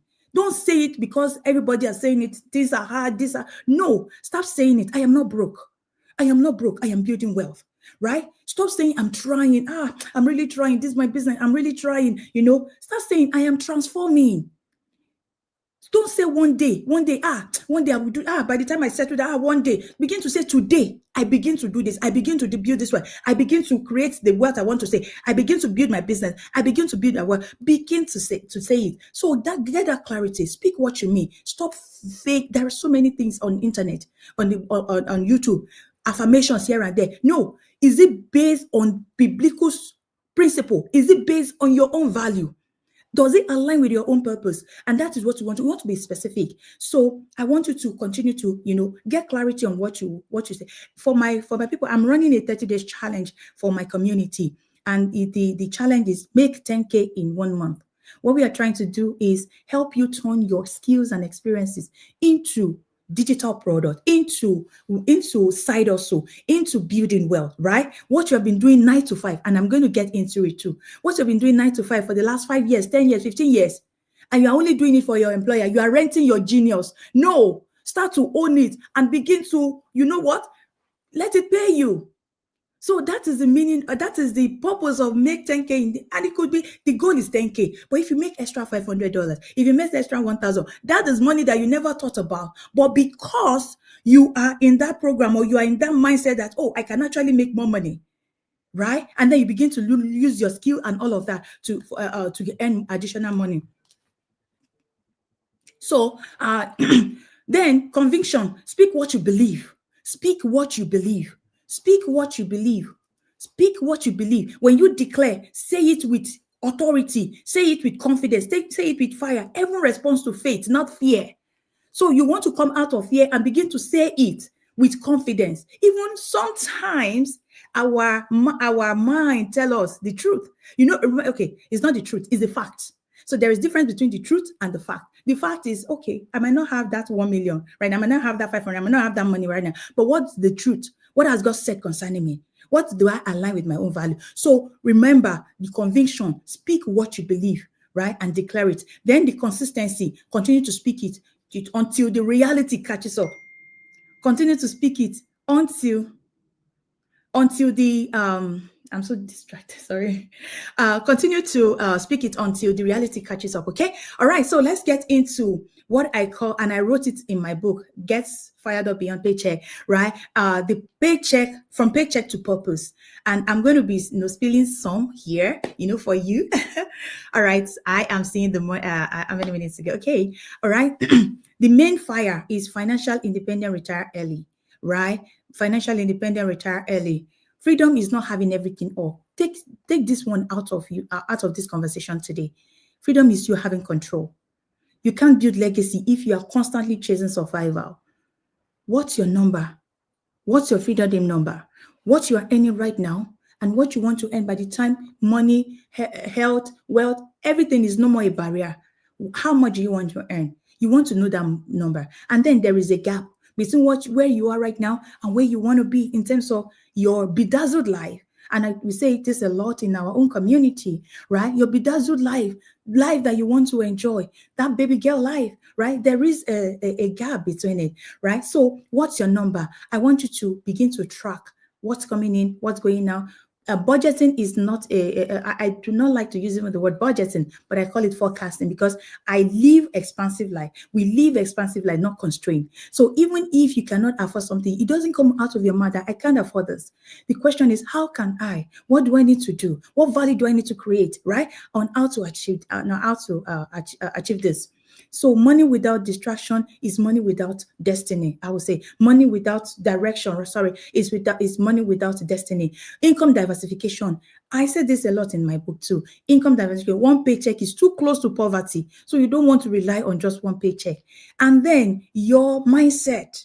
Before you earn it, before you see that money in your bank, you must think about it. You must say it. Detach your identity from your job title. You are not the role. You are not the role. You are a solution carrier. So take out from this conversation today, I'm a solution provider. I'm a solution carrier. I'm not another statistics or my employer number. Another employee number. No, I'm not the statistic. So, and I was saying that when I left corporate America, I didn't, it was hard for me because I left corporate America at 40 and I retired, I would say, from corporate, and I started helping other women professionals in helping them build their roadmap to their own accelerated financial independence, right? It was hard for me to remove that identity from who I am, but with the help of God and because I know where I'm going, I was able to quickly come back to myself because I don't want to rent my genius anymore. I want to own it. And I begin to, have that mindset. A wealthy mindset attracts what a worried mind repels. A wealthy mindset attracts what a worried mind repels. So go with this demand. The last thing is empowered stewardship. Empowered stewardship. Money is yours to grow and to give. Money is yours to grow. Stop saving. Everyone, stop saving. Start investing. And I said, stop saving. Money is yours to grow and to give. Steward it. When you manage money as a divine trust, as not just a temporary possession, abundance flow. So I want you to go with this one, right? Saving is hoarding. It's hoarding your future self. So start investing and explore other ways in which you can. And that is the way for you to now take the driver's seat of your own life as women. As women. All right. My please pick it up. I told you that 15 minutes is not enough. It's not enough. We need a full master class, 2 hours straight, no interruption. And we're going to have it. We're going to make that happen because this is so good. This is so, you can see the comment section buzzing with the nuggets you're just dropping. Like, oh my God, who is this woman? We want to know you. Somebody is like, you better go and follow her on LinkedIn. Quickly go and connect with her right now.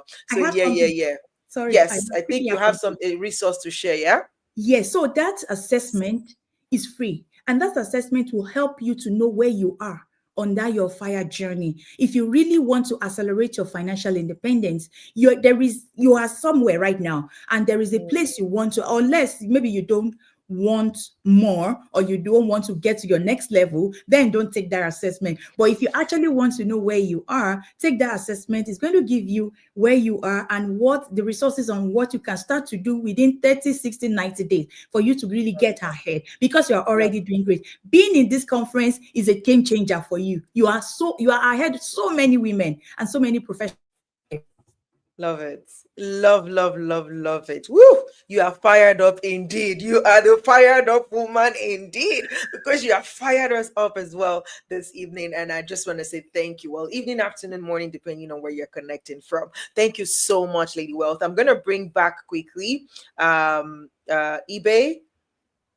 Chika, I'll just leave it at Chika. Okay, Chika is no longer in the studio. All right, that's okay. So quickly, we'll take one question. One. Fastest fingers first, because we'll need to run to the next speaker. Fastest fingers first. Who is going for that fastest fingers? I'm going to count to 10. 10, and you're gone. 10, 9, 8, 7, 6, 5, 4, 3, 2, 1, and it's out. Okay, but there's a question that came in that says, how do I join the challenge? They want to join the challenge. So go for it quickly. How do they All join the right. challenge? Yeah, I will send you a post, and I have the QR code as well. You can. I don't have slide, but you can. So just 1 minute. Is there a link? If there's a link, you can just join and send in the comment section, or Yes. share to the group, to the team, and we'll put it up so that people Yes. can Yes. join the Yes. Yeah. challenge. Fantastic. We are on day 8 today. Oh, So wow. you get in there. So can we still join? Can people Yes. still join? Yes. Yes. Okay, Yes. fantastic. Thank you so much, Lady Lola. God bless you. Thank you, thank you, So thank much. you. We're looking for you. So we're coming for you. Everybody's following you so that we can see the work you're doing and be a part of your next masterclass. God bless you. Thank you Absolutely. so much. All right. Woof, that was so good. That was so good. Okay, going quickly into our next session. Who is ready? Who is ready? Like, okay, we came prepared for you. Didn't I tell you? Didn't I tell you earlier on that we came prepared for you? The next session is going to be on transforming your brand for purposeful living, from pain to powerful identity. Woo! That is so good. Just type for me, from pain to powerful identity, in the comments as I introduce our next guest speaker to you. Our next guest speaker is a senior marketing and communications leader who combines faith-driven purpose with strategic marketing. As a brand transformation coach and founder of Profit with Doing LLC and the Evolving Woman Academy, she empowers visionary women and purpose-driven organizations. With 16 years of experience, she helps brands enhance visibility and influence through clarity-driven frameworks. Oladoyin is recognized as a LinkedIn marketing voice and global mentor, providing strategies and inspiration for brand transformation. She holds a BSc in mass communication, an MBA in marketing, and a level 7 postgraduate diploma in professional marketing. A member of the Chartered Institute of Marketing and the American Marketing Association. Inside have been featured in various publications. Please welcome another fire woman, because I've been in a session before and all of us were just shouting, wow, wow, wow, like siren. Please welcome on the stage Lady Oladoyin Taiwo.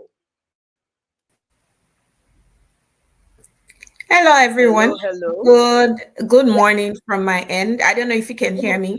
For you, oh my goodness, we can hear you clearly. The stage is Okay. yours. Please take it away.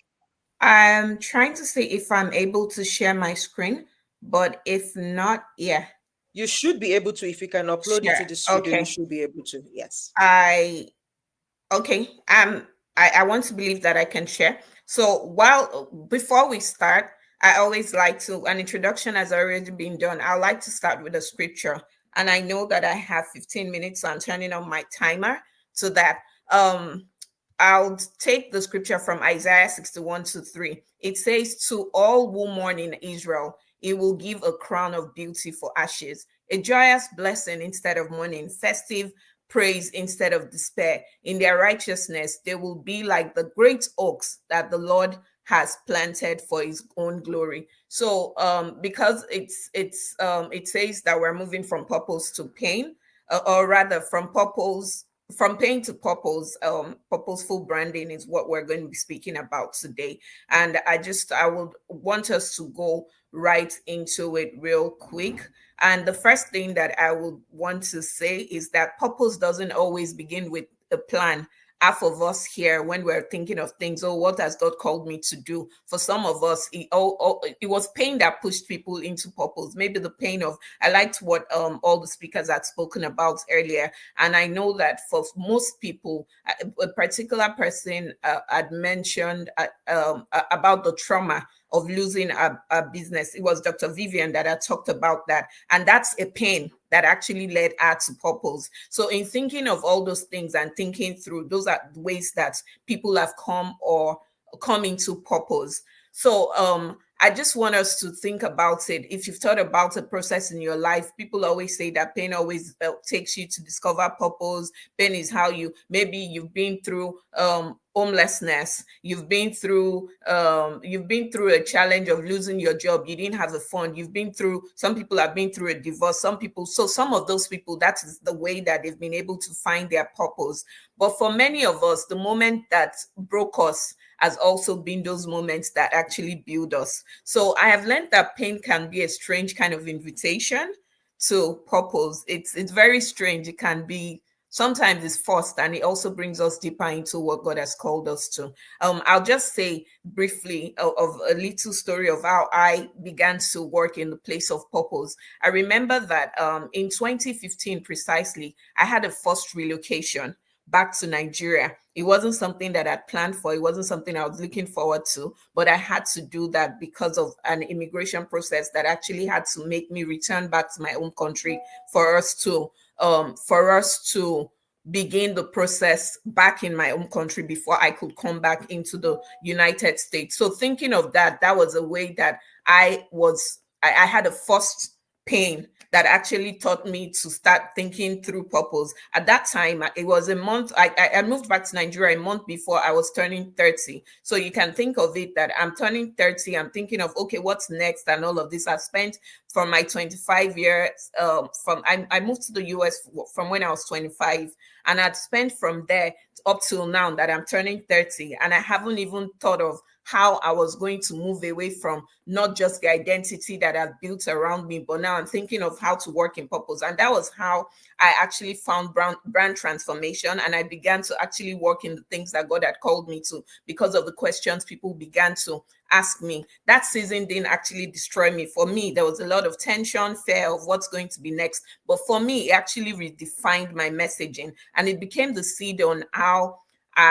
what I now call brand transformation. The process was for me turning pain into purpose. And I'll just if you would think back on something that has happened to you and how you came into purpose, that's a thought that you would begin to think about. So how to redefine your brand? I would say that it's you'll think about it in different ways, but just for us as individuals, there are different things that branding can be. And branding would not necessarily be your logo. It's not your color palette. It's not your Instagram feed or something. Your brand is the story that your life tells when you're not in the room. That's how to define your brand. If you want to retweet that, it says your brand is the story that your life tells when you are not in the room. That's how to think about your brand. So when you're not there, what are people speaking about you? What are people saying about you? When you have walked through pain, you're allowed to heal and shape your brand. And your brand becomes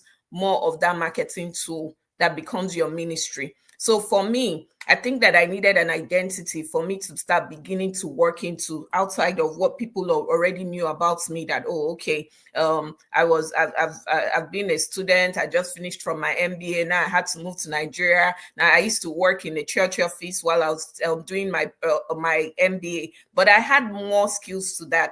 I'd already started working before I even moved to the US. I was working in High TV then back in Nigeria. Those were competitions to DSTV. So I already was building something for myself, but I didn't have an identity enough for me to stand on when the rug was pulled out of my feet and I needed something to. So this became like the things that I became passionate about. And when people started asking me questions, I didn't even feel ready. But for me, it was the authentic self that actually helped me. And that's how I created a framework around what branding would be for me. And I'll just go right into it without, I think I just turned my screen off.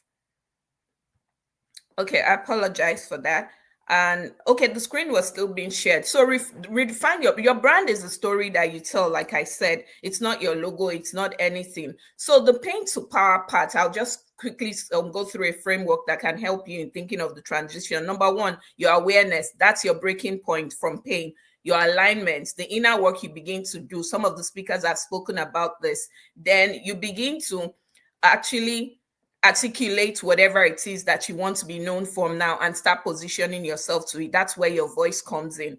And then amplification. What's your legacy going to be? That's a way to think about your brand. If you build around these things, it's easier for you to actually move in terms of framework for you to transition from pain to a brand, a purposeful brand. So the first thing is awareness, the breaking point. This is the tension. That tension that you're feeling is not failure. It's just feedback that is giving you that you need to move, you need to reposition, you need to fix your finances, you need to fix your life, you need to fix whatever it is that is actually causing that pebble in your feet that you need to do. So what pain is revealing to you is actually the next version of you for you to begin to work in, purpose in. And that's how to think about it. The next thing is alignment, the inner work. Stop performing, reframe your story.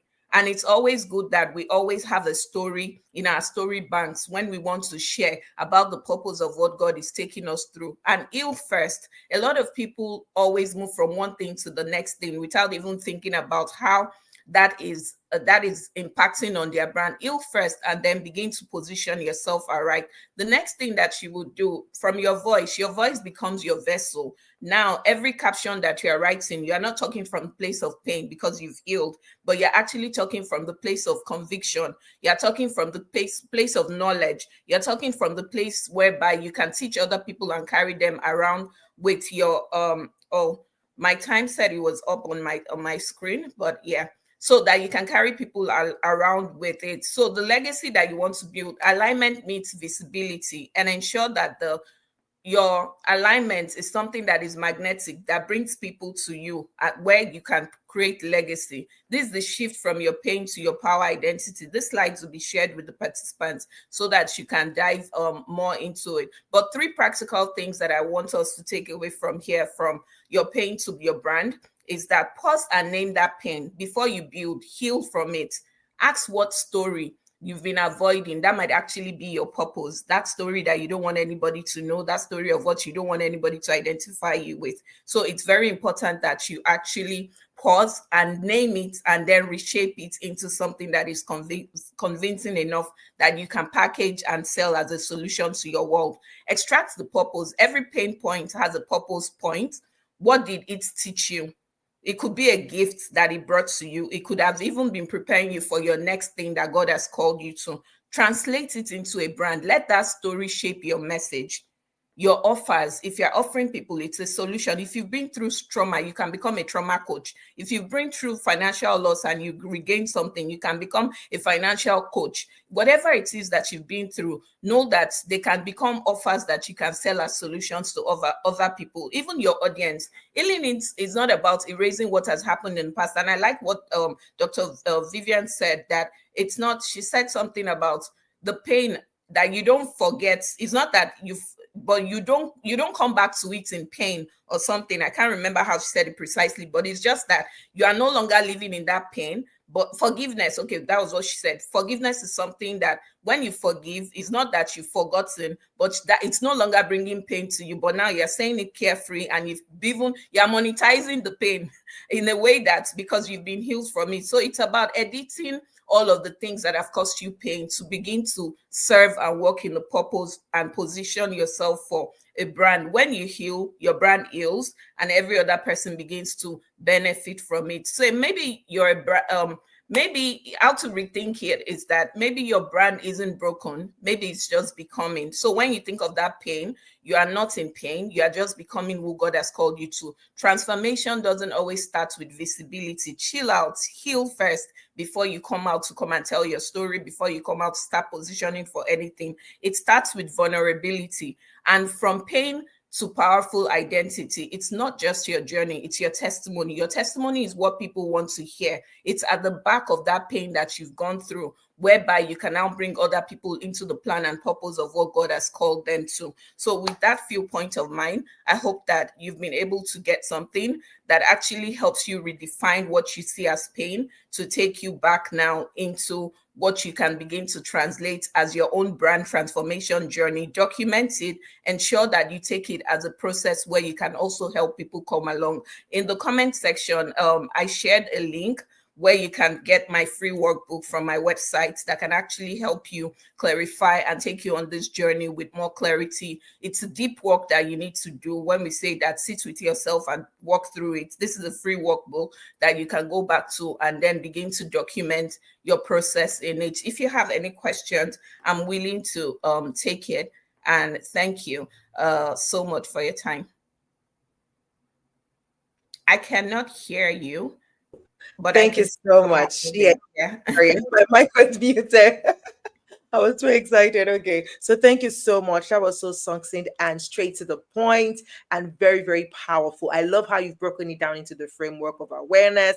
And particularly, I think where most of us struggle the most is turning those experiences, the pain and everything, into stories and then transforming those stories into our brands. And I think, I'm looking forward to accessing that. People would access the resource that you've shared with us to be able to go through that journey, to start that journey of capturing that story and turning it into a brand message. Okay, so absolutely, somebody. Cheers! And somebody shout power. Oh my goodness, you guys are amazing. Okay, I'm leaving you no, not 5 minutes, 2 minutes, quickly, 2 minutes, quickly, fastest fingers. If you have a question for Lady Oladoyin, please, please, please, type your questions now. Let's take one question from the audience before we move it along. Quickly, quickly, quickly, we can take one question. Who is going to get it? I know there's a little bit of lag between when you hear. Yeah, there's usually that lag. So by the time the questions start coming, the speaker might It's have like, gone out. Yeah. yes, yes. So, but we're gonna wait a little bit for that to happen. While we're waiting for the question to come in, we're going to also drop another link in the comment after this session for you to join the Purposeful Woman community. Okay, we are a community of purposeful women, and remember, the goal is to thrive, and that is to thrive together as a community. This journey of wealth, of purpose, of vision, of it's done, or it's sweeter when it is done in a community where you're able to hold each other accountable on that journey. So we're going to leave a link soon for you to join. I think a question came in. No, the Oh person yeah. was just reiterating the practical takeaways. Okay, and I think they're also asking for the link again. The link has been shared again in the comment section. You can grab that. But that's another reason why you can join why you should join the Purposeful Women community, because all of these resources will be shared in the community to everyone who registered. And if you didn't register, then the link we're going to share now is for you to join so that we can share all of these resources and possibly more resources that will be coming in from our speakers. I didn't see a question, but I saw a pro coach saying Oh that yeah. awesome. So my cap is, let me adjust my crown so that Pro coach is sitting pretty. We're having her next. let me So, adjust my crown and just know that yes, I'm working in the purpose of what God has called us to do today. And you can see that I turned down the volume because the people here, I don't want to shout today so that people will not be thinking that I'm a wicked person. So look at me nicely. I'm not as nice as this if you are in a community that I know, we know do the with drill. what you have, what you've learned today from every speaker, and don't just sit on it. Absolutely, absolutely. So the form for the community is also being shared. So I also don't see any questions. It means that you've done a good job, even in the short time that you have to say, this is what I have for you. And we can't wait to dive into the resource that you've shared with us. So thank you so much, Lady Oladoyin, for sharing so powerfully. Thank you, thank you, thank you. It says the link isn't working. Which of the links isn't working? See, well, for those on LinkedIn, I cannot vouch for you that you are going to be able to access that link. On YouTube, maybe, but we'll see. We'll see what we can do. So we might need somebody on LinkedIn to go drop it on LinkedIn, not through this chat room here. So please, you might need to go on LinkedIn to drop the link in there. So we'll do that. Just be patient with us. Stick with us. You're going to get the link. Don't worry. Don't worry. Calm down. Calm down. We'll bring it to you on LinkedIn. Don't worry. Okay. We got you. We got you. All right. Thank you so much, Lady Oladoyin. God bless you. Thank you for sharing so Thank you for beautifully. having me and enjoy the Awesome. rest of your evening. Bye. Absolutely. Absolutely. Thank you. Awesome. Awesome. Awesome. Okay. So for those of you on LinkedIn who are unable to click on the link in the comments, don't worry. We will get to you. Don't worry. The parfait and the small chops we go around. Don't worry. Those links, they will get to you. We'll get to you shortly in a short moment from now. All right. So don't worry. Just stick with us on LinkedIn. We'll come to you in the comment section to share the link. So you are able to click on it to get the resources to join the community and every other goodie bag in the middle of it all. All right. So right about now, we are going to go into another segment, but this one is like, we're flipping things around. We're bringing it back to our keynote speaker. Our keynote speaker is finally in the room, and it's such a joy to introduce our keynote speaker to you. And tonight from where I'm at, so for you, it could be afternoon at this moment or still, morning.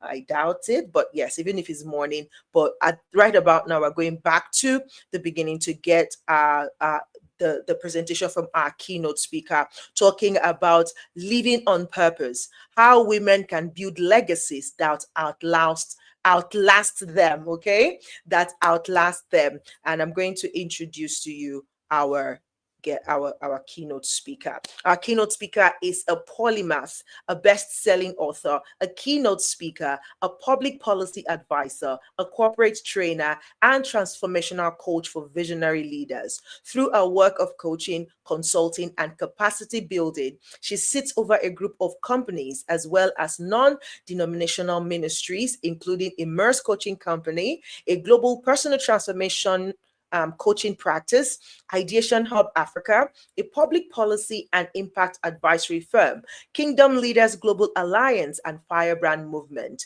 She is a certified visionary leadership coach by the Oleg Konovalov Global Coaching Certification, a Gallup certified strength coach, a certified masteries practitioner by the International Association of Coaching, USA, and renowned for her archetypical coaching framework as well as original assessments, a highly sought after corporate trainer for multinational corporation, SME development agencies, and governments. She has trained and consulted for leading organizations such as Philip Consulting, Lagos State Government, NLNG, Seplat Energy, and O&O Foundation, amongst others. Ladies and gentlemen, please welcome on this beautiful stage someone we call our pro coach, someone we call the epic coach. Please give it up for Debola Deji Kurumi, aka DDK of God. Come on now. DDK of God. It's so Nothing good. is your fire. Your fire is your fire. It's energetic EJ. So I'm not even going to try to match the energy. It's so lovely to have you here, Pro Coach. Thank you for being here with us this evening. We honor you. The stage is yours, Ma. Thank you so kindly. I am truly excited to be here. And obviously, so many great things have happened already at this conference. Oladoyin, Coach EJ, a very amazing host, Coach Florence, are all important parts of our community. And I feel very just super privileged to be sharing this moment with you. Forgive my voice, but please confirm in the chats if you're able to hear me still somehow. Are you able to hear me this precious evening? Let me know, let me know, let me know. I am pleased to be here. Fantastic. So many great things I have heard in just the short time I've been here. And I know that you have had an even more powerful experience in the course of today. I think that we are interacting with an experience that has the capacity to really shift our lives. Any conversation about women, I want to be there.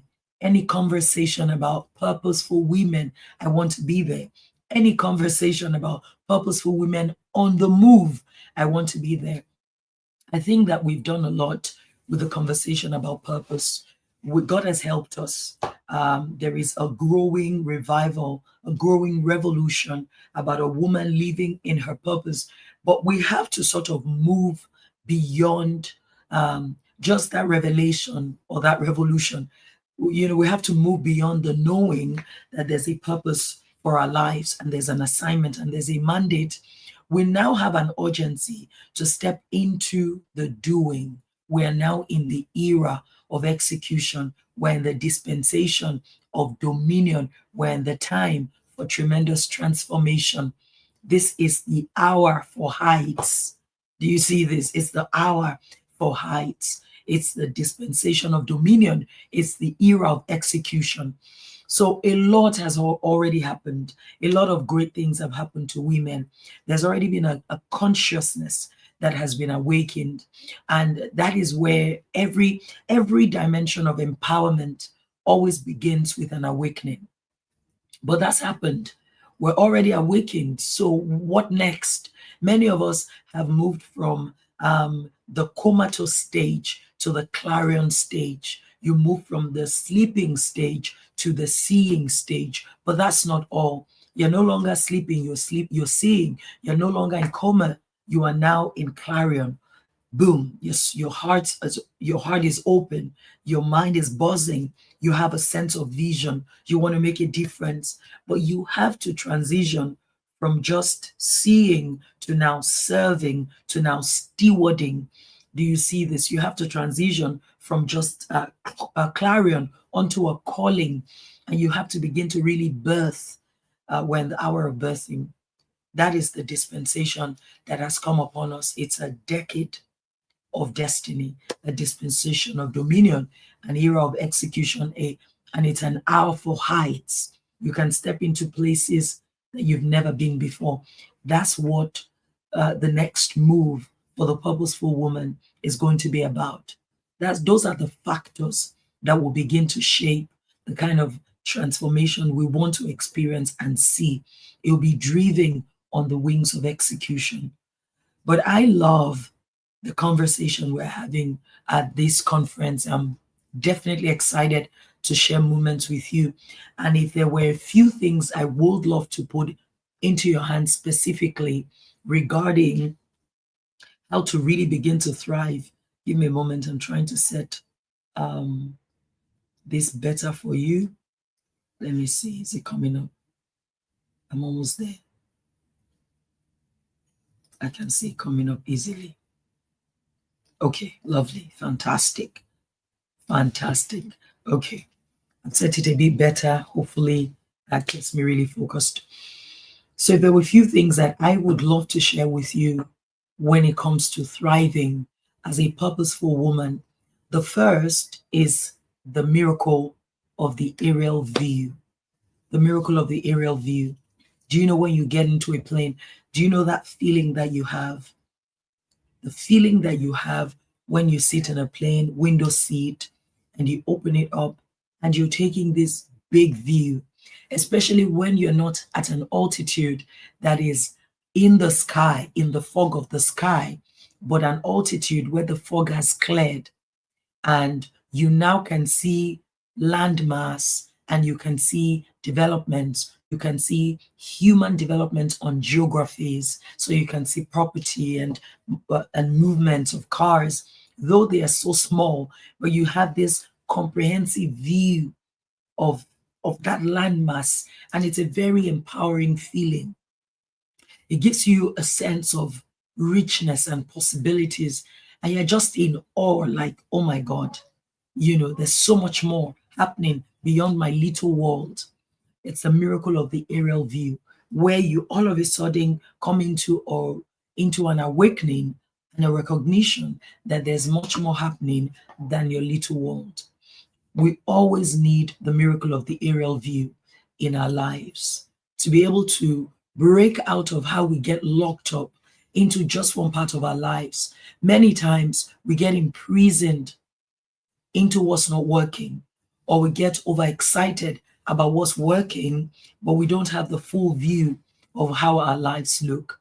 By the end of this conference, we're going to share a 12-part life compass assessment with you that helps you assess all parts of your life comprehensively. It'll show you all the 12 critical pillars of your life, and then you're going to be able to rate yourself, and it would include an action plan that helps you then set important goals for the coming season, for the coming year. But there's a miracle that sits in that aerial view. I need you to know that if you're going to thrive as a purposeful woman, you can't just look at your spiritual life. You can't just look at your career or your business or your health or your relationship or your finances or your personal development. You can't just look at your marriage or your parenting or your recreation. You can't do that. You're either going to see a part of your life that doesn't work so well and you get imprisoned by dissatisfaction, or you see another part of your life that is moving so good and you get imprisoned by comfort. You see, the miracle of the aerial view allows you capture a holistic and comprehensive sense of where you truly are. So it matters for you to be able to rate your life and to really look at the different parts that come together to make you a whole, powerful, and purposeful woman. And you have to be able to sit with yourself and say, how am I doing with my spirituality? Where am I with my life of impact and legacy? How am I doing with my personal brand? How well am I prospering in my relationships and my professional networks? What's happening with my business, my career, my calling, my personal development, my money life? How I'm doing with my finances? You have to be able to ask the important questions that gives you a comprehensive sense of where you are, right? That is the first critical definer, and it's an important factor for a woman who wants to thrive in these times. So we're going to share that assessment with you. It's a miracle. You need it. You're going to definitely love it, and it will provide some important answers for you to be able to see your life in a holistic sense that is really rich and is very powerful. So that's the first part of being able to effectively thrive. The second is you have to move from purpose to performance. You have to move from purpose to performance. And the bridge between purpose and performance is vision. Purpose is what you are here for. Vision is what you can do to fulfill what you are here for. Performance is doing it. Do you understand this? Vision is a purpose is what you are here for. Vision is what you can achieve along the lines of what you are here for. Performance is getting it done. So there are people who have a strong sense of their purpose. But if you stay in purpose without performance long enough, you're going to start to resent yourself. You're going to start to despise yourself. Now, there are people here who are not even yet in purpose. If you're not yet in purpose, a book like Believe Bigger by Marshall Evans is a place to start. And I trust the team to help us, just put that on in the chats. And you could even put the Amazon link. So if you're not even yet clear about your purpose as a woman, that's a great book you can start with, because it begins to it's a brilliant resource. Really begins to answer some pressing questions in your spirit about who God made you and why he made you the way he made you. It's a really powerful book. Now, so let's say you now have a strong sense of your purpose. You need to then move to vision. And a book like Hello Tomorrow by Dr. Cindy Trim can help you craft a vision from your purpose. People have a strong sense of purpose, but they've not yet crafted a vision. Now, from the moment when you craft the vision, you have to move to performance. And the third thing I will show you now, or the factors I will start to share, are part of the factors that move you to performance. Okay.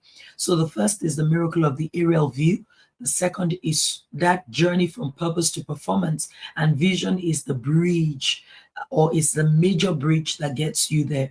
So let's say you are now in vision and you have a strong assignment in your hands, something you want to do, whether you want to do it through your career, through your business, through ministry, marriage, motherhood. There's a vision in your heart now. Fantastic. The next step that now begins to move you to performance is number one, a system of learning. Let me tell you the secret. Every one of us have potential for powerful possibilities, but not every one of us will fulfill that potential. To fulfill your potential, you have to break out of your limitations. You have to break out of your comfort. You have to break out of your normalized nonsense. You have to break out of your stinking thinking. You have to break out of your limiting beliefs. You have to break out of your personality and the parts of you that can't help you fulfill the vision of your future. So you now want to step into performance. You want to thrive, you want to make a real difference, then you have to move into a system of learning. You learn your way out of small thinking. You learn your way out of insufficient expertise. You learn your way out of limited skill set. You learn your way out of imposter syndrome. You learn your way out of personality patterns. You learn your way out of laziness. You learn your way out of social awkwardness. Anything that stands between you and the future you can see are things that you can outgrow, mostly by learning. 90% of your obstacles will clear if your mindset elevates, if your learning elevates, if your skill set elevates. I'm telling you. So you have to step into a system of learning. You're going to find that in this community. There are monthly resources, mentorship opportunities, assessment tools that really open your mind. For example, all that has happened at this conference, you ought to go back to them. You ought to go back to the whole experience and listen multiple times, multiple times. So it's learning. You need a system of learning. And I want to share with you 5 of my strongest, most tested pathways of radical learning. Number 1, books. Books are extremely remarkable in transforming your life. Number 2, causes. I found causes to be breakthrough answers in opening you and giving you access to learning. Number 3, conferences and convenings, gatherings where thought leadership is promoted and brilliant people come into a room to share. Number 4, communities. Communities of like-minded achievers carries a weighty tool to shift your mind. Number 5, mentorship and coaching. That one-on-one access, that followership, that group access to a person of remarkable results, whose future, whose current reality looks like the future you desire. Honestly, you should connect with them. These are pathways of learning, and you have to find the one that works for you. Some people say, I don't like reading, then maybe listen to an ebook. Some people say, I'm not really a books person, then sign up for conferences, attend take that course, join that certification program, belong to that community, but use a system of learning to shift your life, and then layer a system of accountability on top of it. Make sure you're not only learning, make sure you're connecting with people who can challenge you and hold you accountable to do what you've committed to do.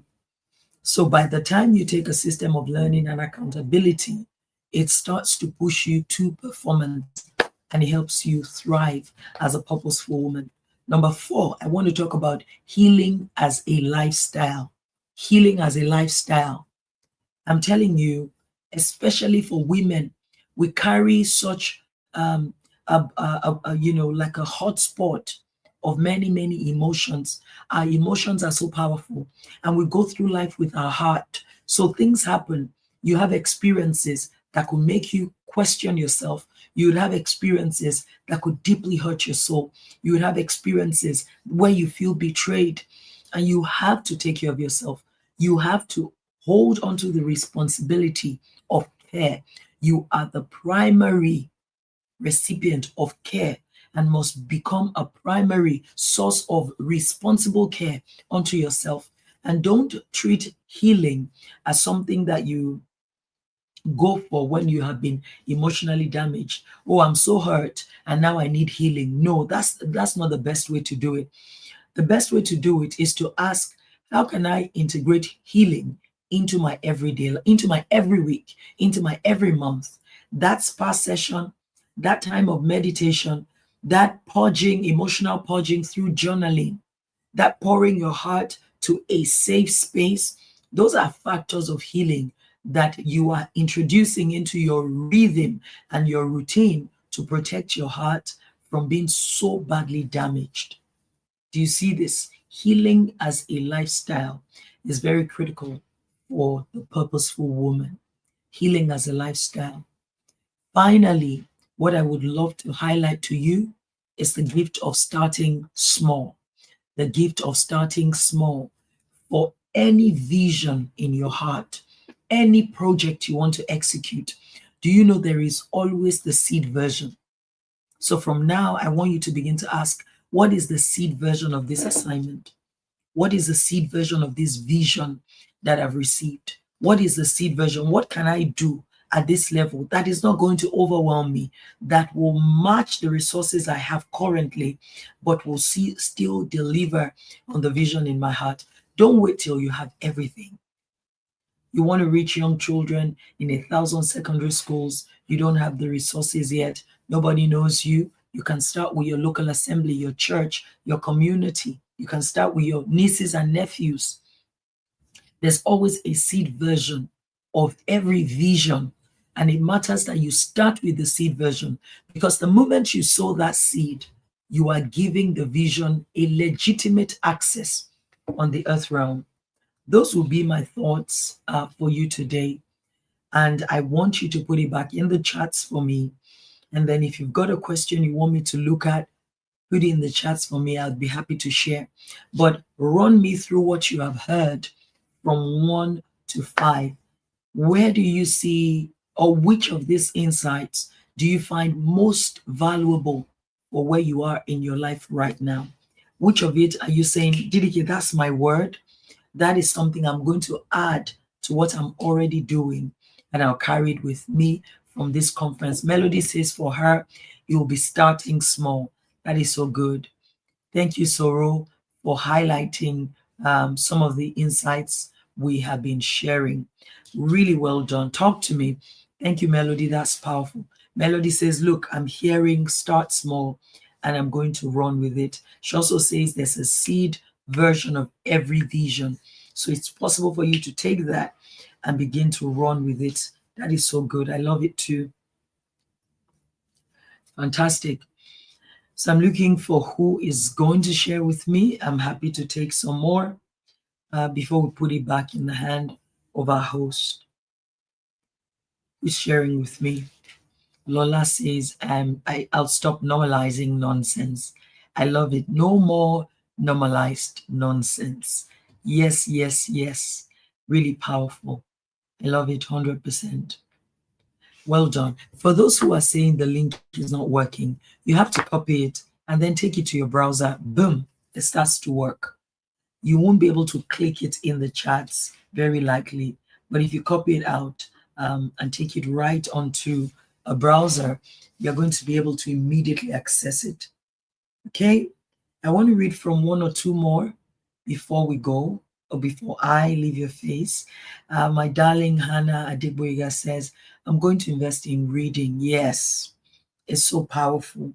Busai says, the gift of starting small is really profound, because a lot of vision dies because the bearer is waiting for a huge platform that may not come at the beginning. Yes, yes. Chisom says, for me, it's having systems of learning and knowing what works best for you. Yes. Osaze says, I'll give myself to reading and mentorship. I love it. Well done. Thank you so much for the opportunity to share moments with you. And I just want to also really take a moment to celebrate my sister, coaching client, community member, powerhouse, and extraordinary visionary. Florence Owumere entered into Visionary Compass Accelerator program this year, MBA grade, very, very intense accelerator, a whole year. And it's such a competitive selection process, and she was one of 70 people who got in from so many hundreds of applications we received. And it just shows you how distinguished she is. I have known her for more than 10 years. Yeah, since about 2014.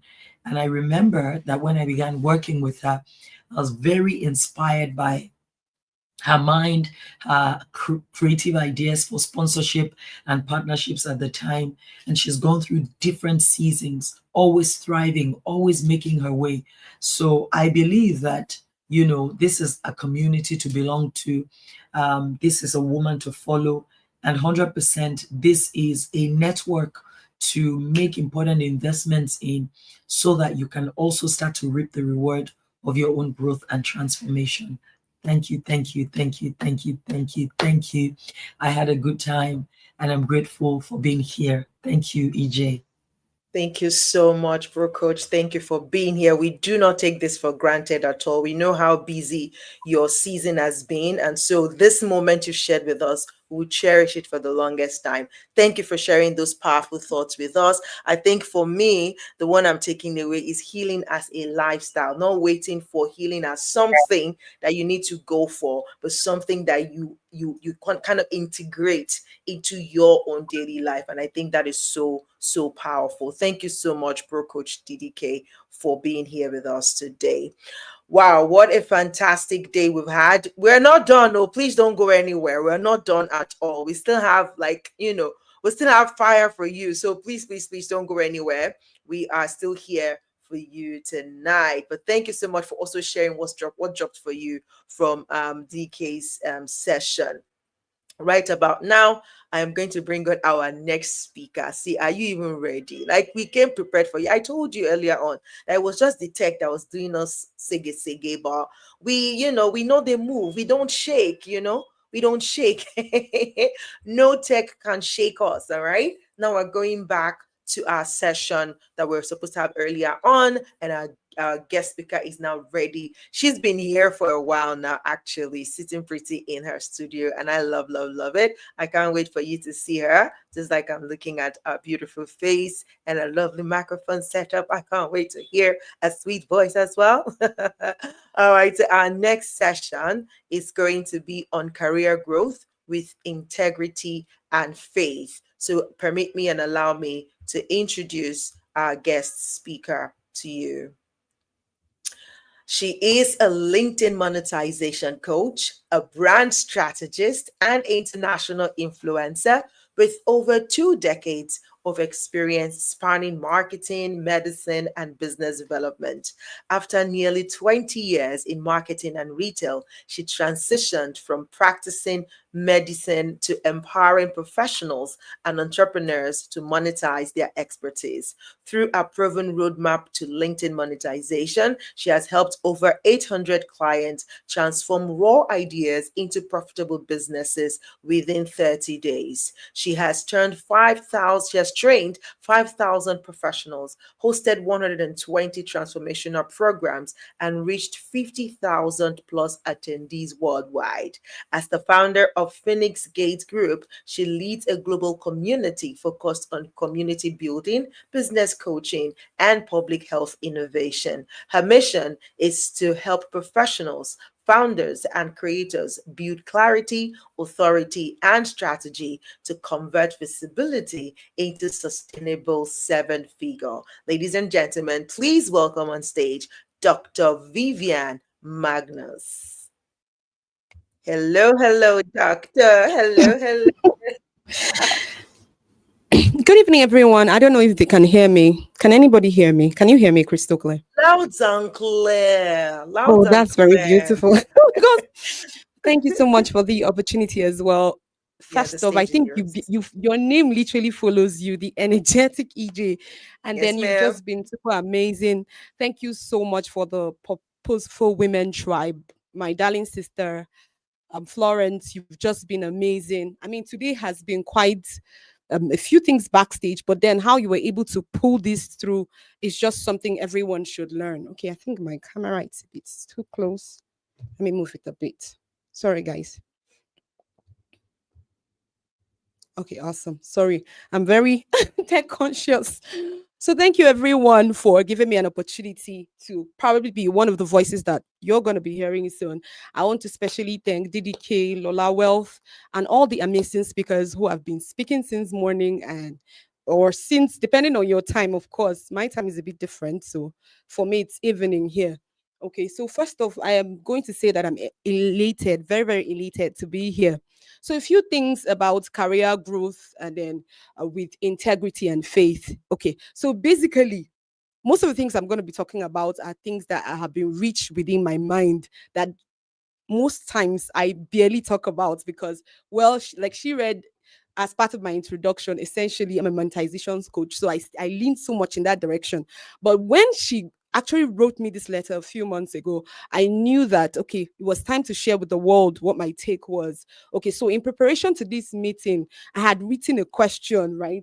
I think I wrote a post speaking about how female bosses or people who seem to have done well, right? Especially females, seem to make it usually very tough for other females in their workplaces. And then, Lord have mercy, I literally posted and ghosted, but that post garnered lots, I think over 2,000 persons viewing the post, leaving comments. Everybody was saying the same. I think if I would probably give a percentage to that conversation, I would say literally almost 99% of people spoke about how either their bosses or their leaders who were females literally made it very tough. And I'm supposed to talk about career growth. So if we're going to be talking about career growth and we know that there are certain people that we want to be like, DDK said something about the aerial view, okay, the world aerial view, right?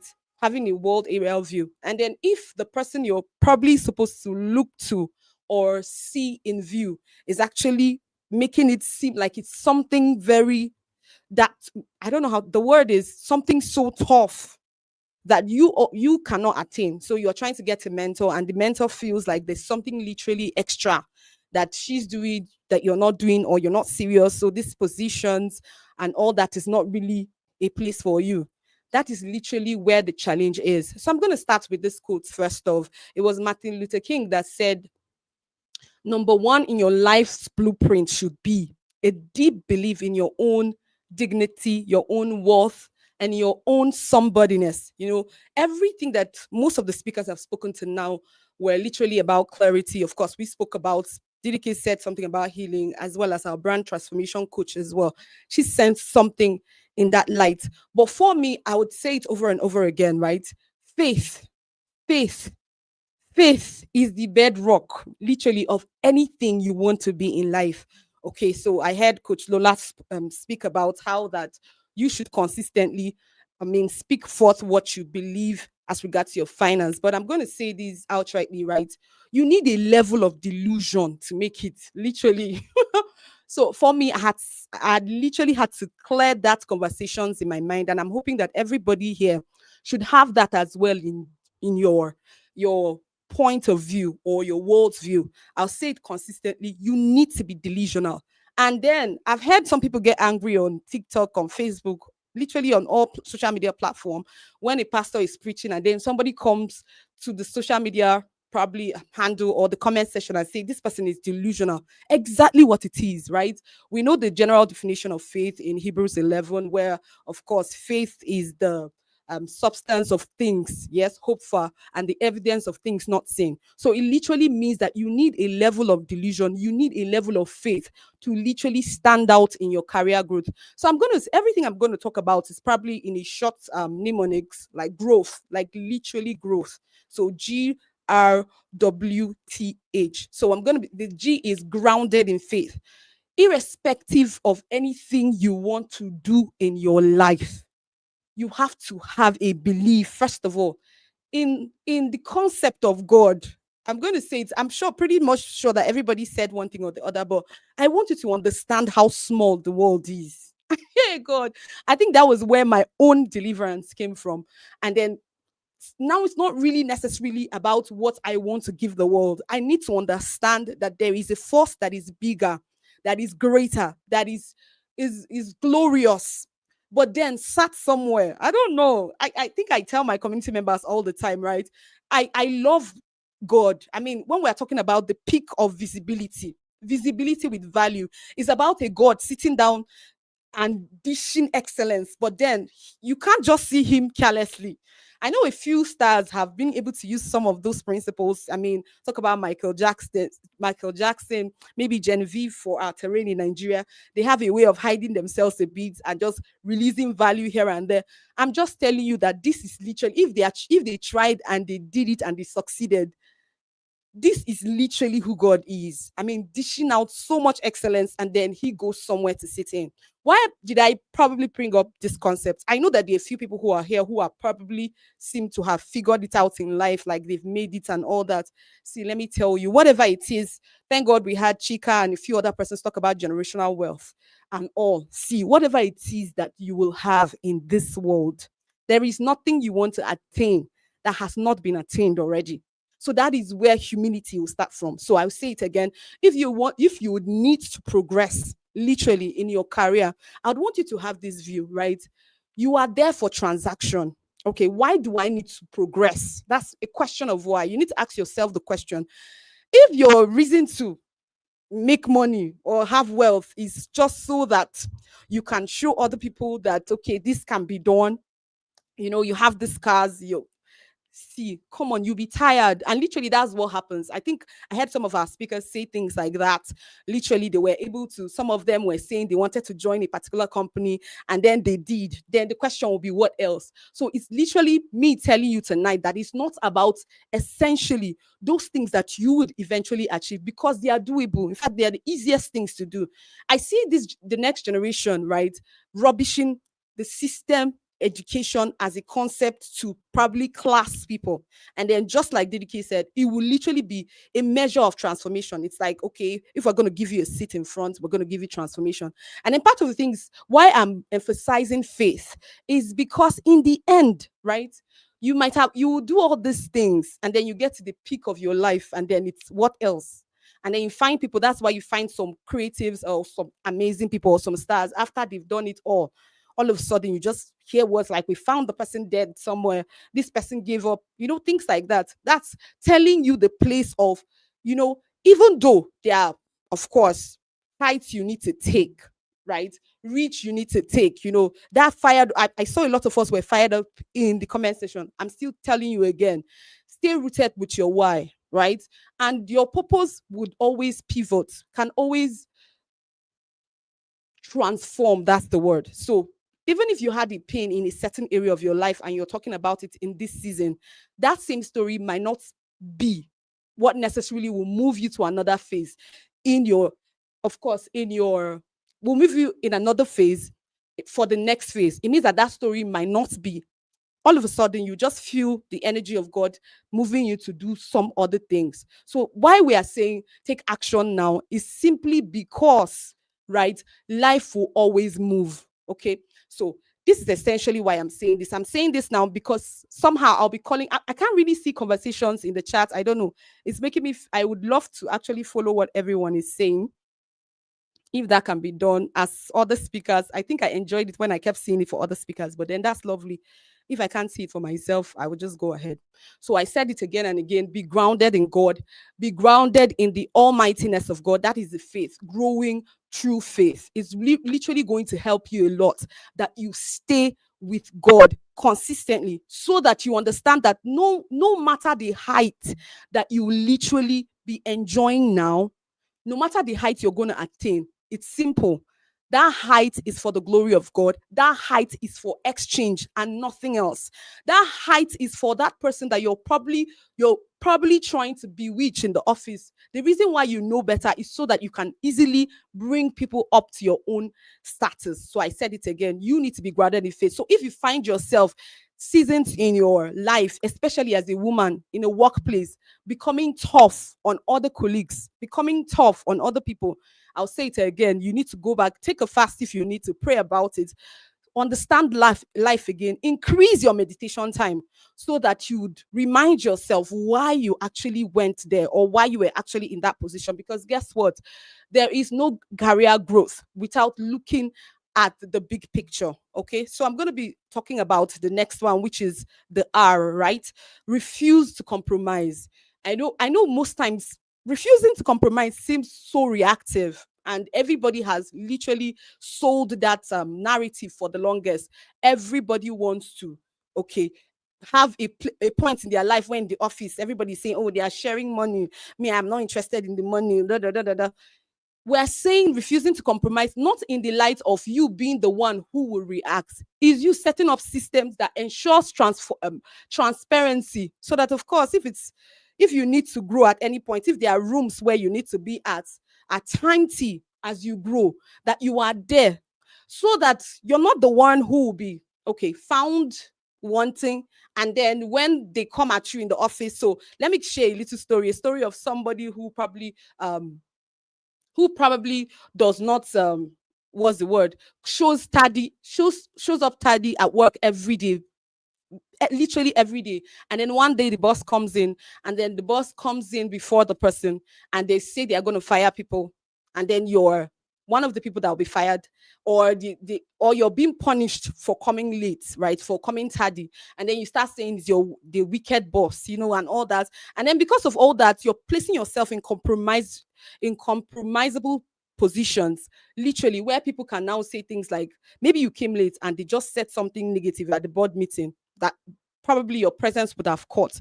So you can see that now you have left a loophole. So you're literally going to be a part of the systemic compromise if you don't try to show up as early as possible. That's probably just one of the examples. So I'm going to talk about the next one, which is, own your process. See, that's one of the things I've learned in life, right? If this is where you are right now, and these are the tools you have on ground that you can use at work. For me, when career growth for me was necessarily not pivoting into medicine. So a whole lot of people talk about career growth, and they're just seeing themselves as moving from maybe a receptionist to the next role, team leader, and all that, Sorry, Dr. we Vivian, kept can pivoting. you can you Can you take hear the me? O again? Can you take the O again? Your network went ballistic for a few seconds, so it was glitchy. We couldn't hear it correctly. I think you're at the O Okay. now, right? Yes. Yes, Own please your take it again. process. Own your All right. process. Okay, own your process. So it means that your journey will be different. Your journey will be different. I don't know, I've been in many places.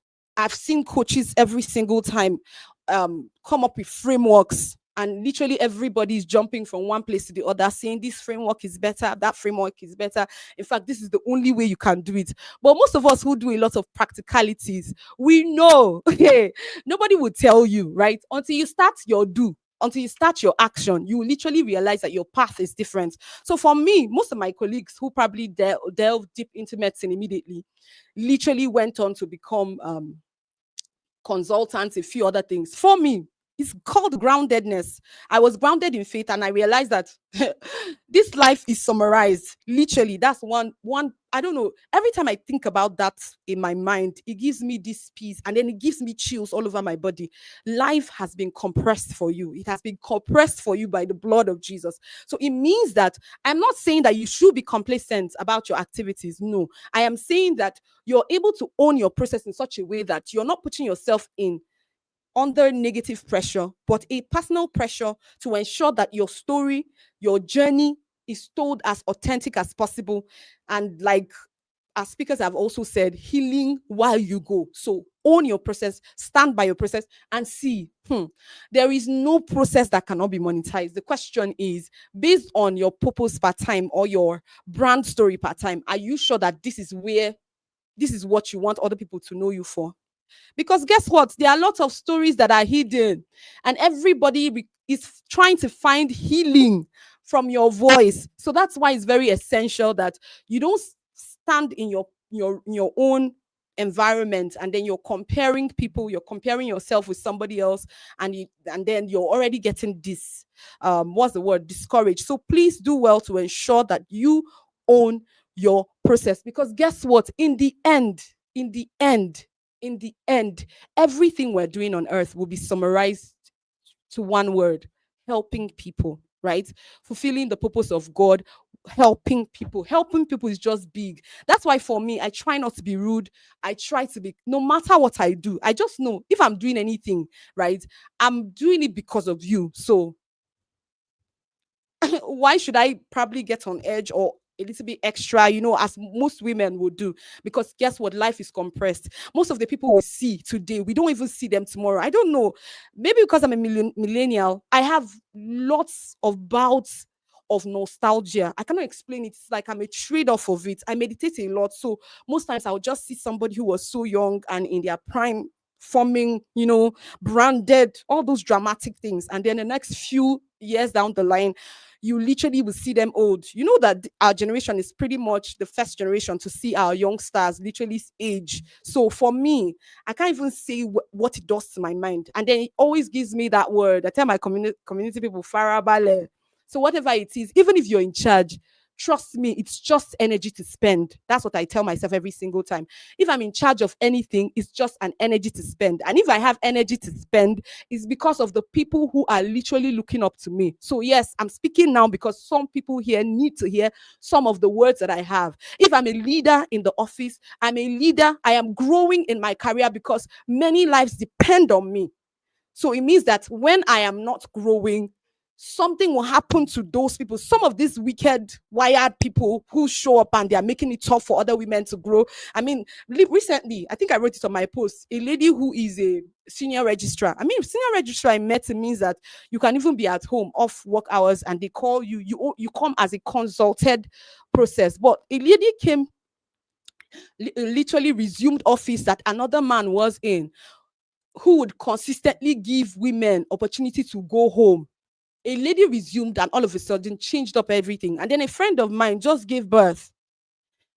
So a woman with a 3-month-old baby will be sleeping in the hospital because another woman in charge feels that she has now energy to spend. She has power.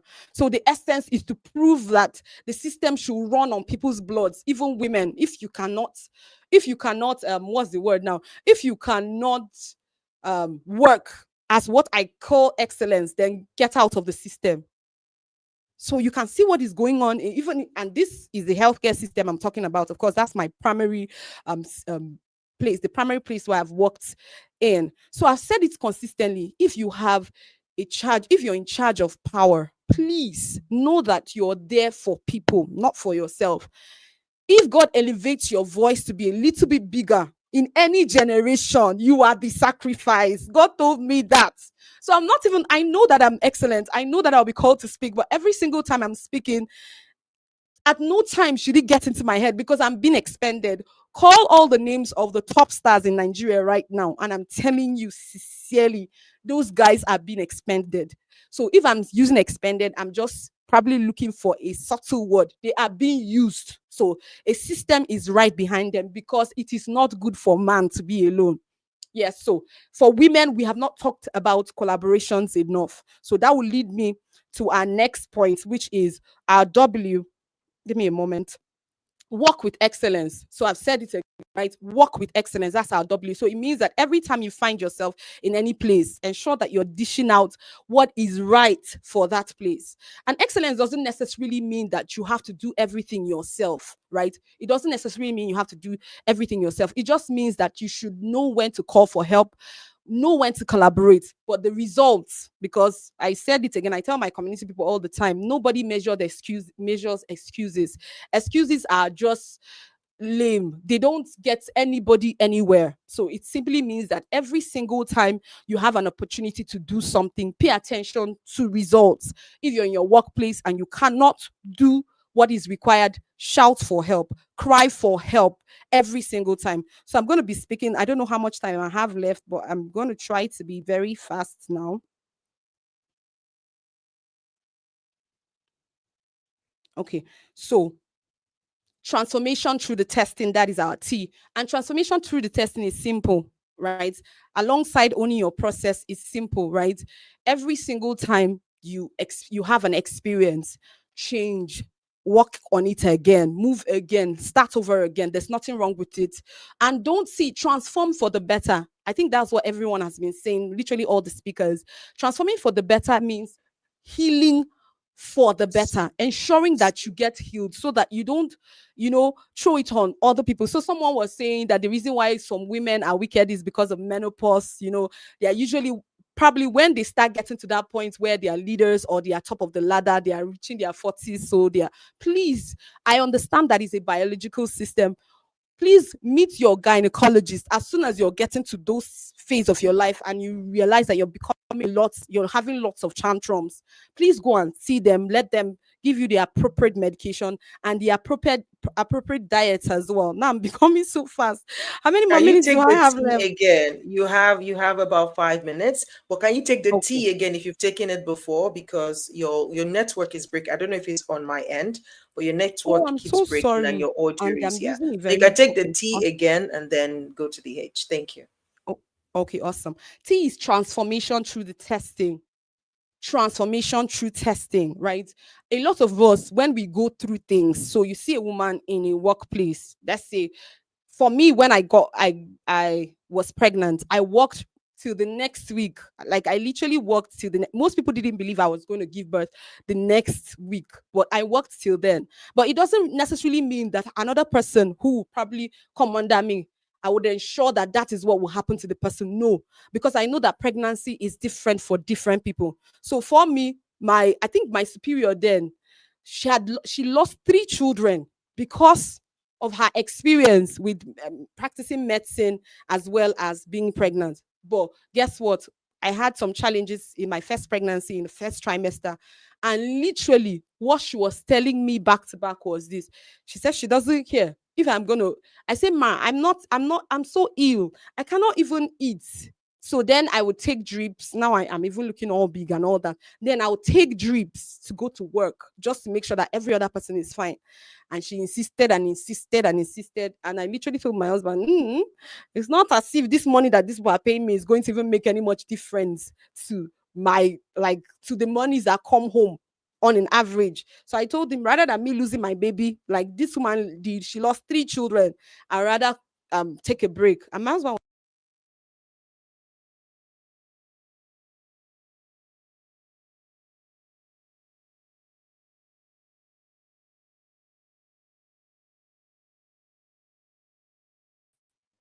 Your mic is muted. Your mic is muted. Please, if you can hear me now, I Yes, love we the can hear way you now. conversations were We can hear flowing you now. were a little, not on this main stage. I was seeing some conversation. That's the comments on overlay, like on stage.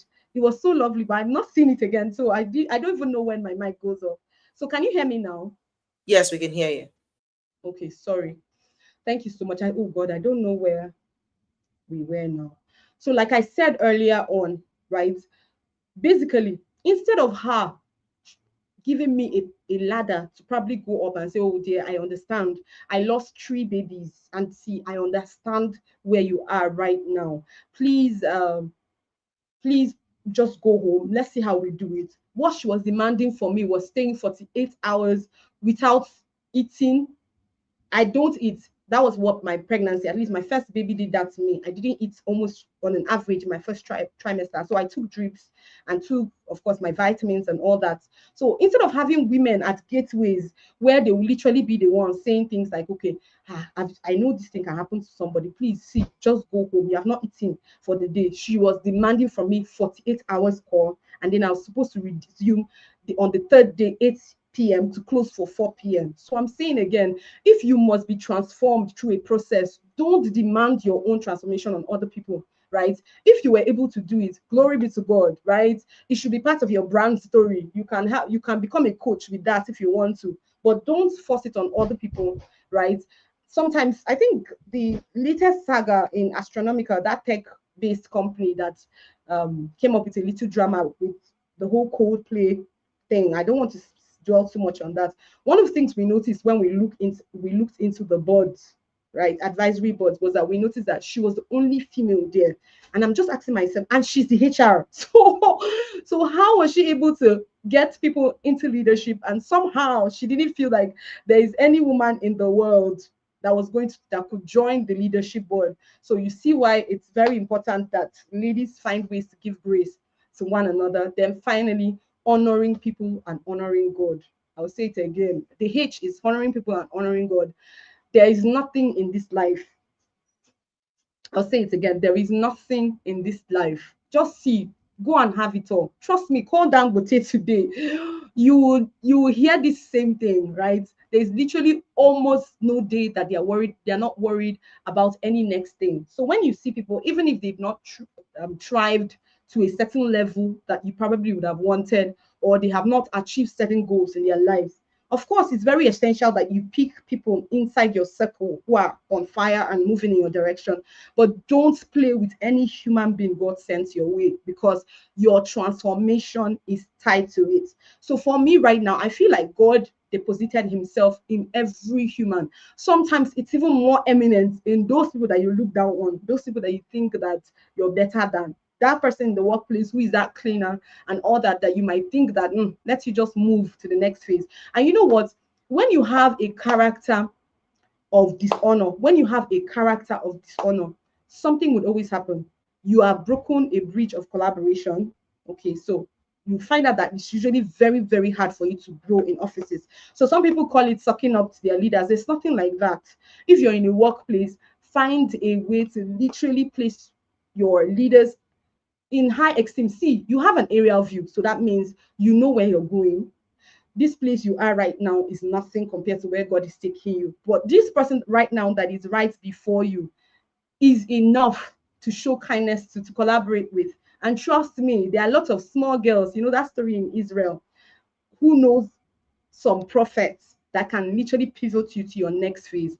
So being able to speak about that, I'm hoping that literally every lady who showed up here has now learned to apply more grace in their lives, learning to collaborate, to get grounded in our faith, being able to honor God, being able to literally enjoy our process, right? Own our process, and then trust God in all this. I'm saying it again. If you're a woman and you're here, literally, it's our time to take the world, because there is a wiring for delusion that women have. And that is why you see a lot of women in prayer houses. It's perfect. It just shows something that most people believe beyond themselves. And trust me, Mm. even the world will respond to you, to your level of delusion. That's the word. And I think I coined that right now in my speech.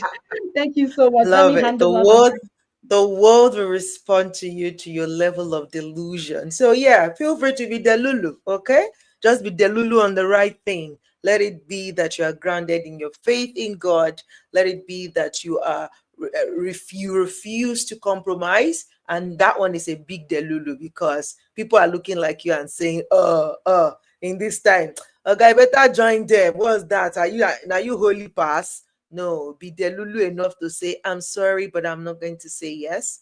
Now, my answer remains no, or my answer remains yes, because this is what you believe dearly, and also own your process. I think this one cannot be overemphasized, because that is one of the things that is killing a lot of people, and especially women, where you're constantly comparing yourself with other women. Your journeys are different.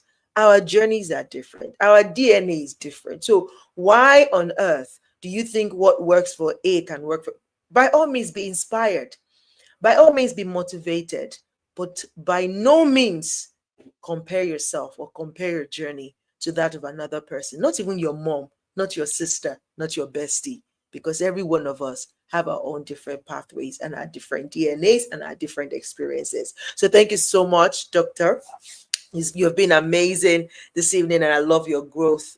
Your growth framework is really, really spot on, easy to consume, easy to digest, easy to understand, and very practical. Thank you so much for sharing. All right, now I'm going to give us 2 minutes quickly to see if there are any questions in the comments. Let it come through so that Dr. Vivian can take the questions for us before she leaves.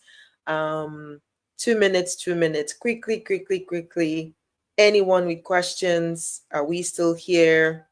Okay, the network. I think our network really actually timed the session and went blank just when she's done, which is okay. All right. So in the absence of any question, thank you so much, everyone, for being here today and for sticking with us till this time. Thank you for engaging. I hope that it's been a mind-blowing session for you. I hope that you've gained something spectacular. I would love for you to share. You've gone through almost about six speakers already. What are the things that you are leaving this conversation with today? Start typing them in the comment. I know it will take a while for it to come up, but start typing them in the comment. And at this moment, I would love to invite our beautiful convener for her to come and give a vote of thanks. This woman is blessed. She is blessed. She's blessed. She's blessed. She's blessed. And that's all I can say right now. She's blessed, and we give God glory for her life. I have the pleasure of bringing up this stage the convener of the Purposeful Woman Conference 2025, Lady Florence Onwureme.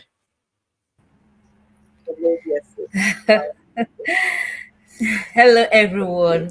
Good evening, wherever you're coming from. Good evening from Lagos, Abuja, Port Harcourt, London, New York, Dubai. It's a pleasure. I've been at the backstage since, and my heart is so full of joy. And I told God that, you do things in a way that we do not understand. That's why his ways is not our ways. And can question him from certain things he normally do. So I thank you for being here, for joining this session. And I'm glad that you gleaned a lot of insight. When I said that this conference is super packed, I knew what I was talking about. My life journey has been to see women thrive. My life journey has been to see women living out their purpose, because there's a lot of confusion in the world, especially with women. Like what DDK says, we carry our emotion in our hearts, and most times we allow our emotions to kind of dictate the kind of life that we want to live. So we need to come out from that kind of state that we are and live a bedazzled life. What is thriving as a purposeful woman? It makes you to thrive in every aspect of your life, in able to understand your deeper core, who you are, your identity, how you're going to connect it in your 12 spheres of your life. So I'm very, very grateful that you are here in this conference, and I'm sure that you took something out of this conference. I cannot wait to see you all tomorrow. Thank you once again. And Coach Energetic EJ, you've been a blessing. I love you so much. I love you. I love you. Got my heart. And I want to say a special shout out to our DDK. In short, my words, I just don't know what to say. But all I know that she's an angel. She just came in and at the spur of the moment, and I was wow. Thank you so much, DDK. I love you. You have a special place. And to every speaker that spoke here, I owe you all one. I owe you all. Thank you so much. Bless you, sis. God bless you. Thank you so much. Thank you for not, cowering. Thank you for not saying no when you saw this vision, when you had this vision in your heart. Thank you for taking the step to ensure that it came to life. And look at all the amazing lives that have been blessed today by this program or by this conference. And this is not the end. This is just day one. Tomorrow is another day. We want you to join us same time, 4 p.m. West African time. So just join us tomorrow for day two. It's going to be amazing. You know how they say the latter shall be greater than the former. We just gave it to us sweet today. So you better be back tomorrow for another amazing, amazing, amazing session. It's been lovely serving you today. I hope that you had a good time today. Me, I would personally like to ask from you, because again, all this is we are learning, we have to practice it. Hey, so I'm owning my process right now. I would love to hear from you. How was my hosting? Did you like it? So I'm going to ask Lady Florence to share with the community my Google review link, so you can just drop it there. If I did anyhow, please don't spare me, okay? Just write it there that this host is not hosting anything. No, our host is not hosting. But if I did good, just say, man, if you want somebody in your virtual event, that is the person, okay? Leave your reviews for me on Google. It will go a long way to supporting my brand as well. It's been a pleasure serving you today. God bless you. God increase you. And I really, really do pray that everything that you've learned here today, especially the one that is your own, you see that one that is custom made for you, that you will see it, you will hold on to it, you will run with it, and it will work for you. It will yield for you. It will bring results for you as you apply yourself to them. Thank you so much. Remember, you are purposeful. The fact that you're here today, shows that you're a purposeful person, whether you're a man or you're a woman. I want to say shout out to every man that joined this session. Thank you, thank you, thank you. You are the real MVP. We celebrate you. We don't take you for granted. Thank you for supporting us. Thank you for coming here and sharing your voice and lending your voice to this event. We celebrate you. And for every woman, you are amazing. You are purposeful. Ensure that you live out your purpose by putting into action all the things that you've learned here today. God bless you to have enjoy the rest of your day, whether it is afternoon, whether it is evening or morning. I doubt it's morning anywhere in the world right now, but yes, yes, yes, enjoy the rest of your day. God bless you, and please return again tomorrow for day 2 of the Purposeful Woman Conference. This is your host, the energetic EJ, for day 1. God bless you. Bye bye, everyone.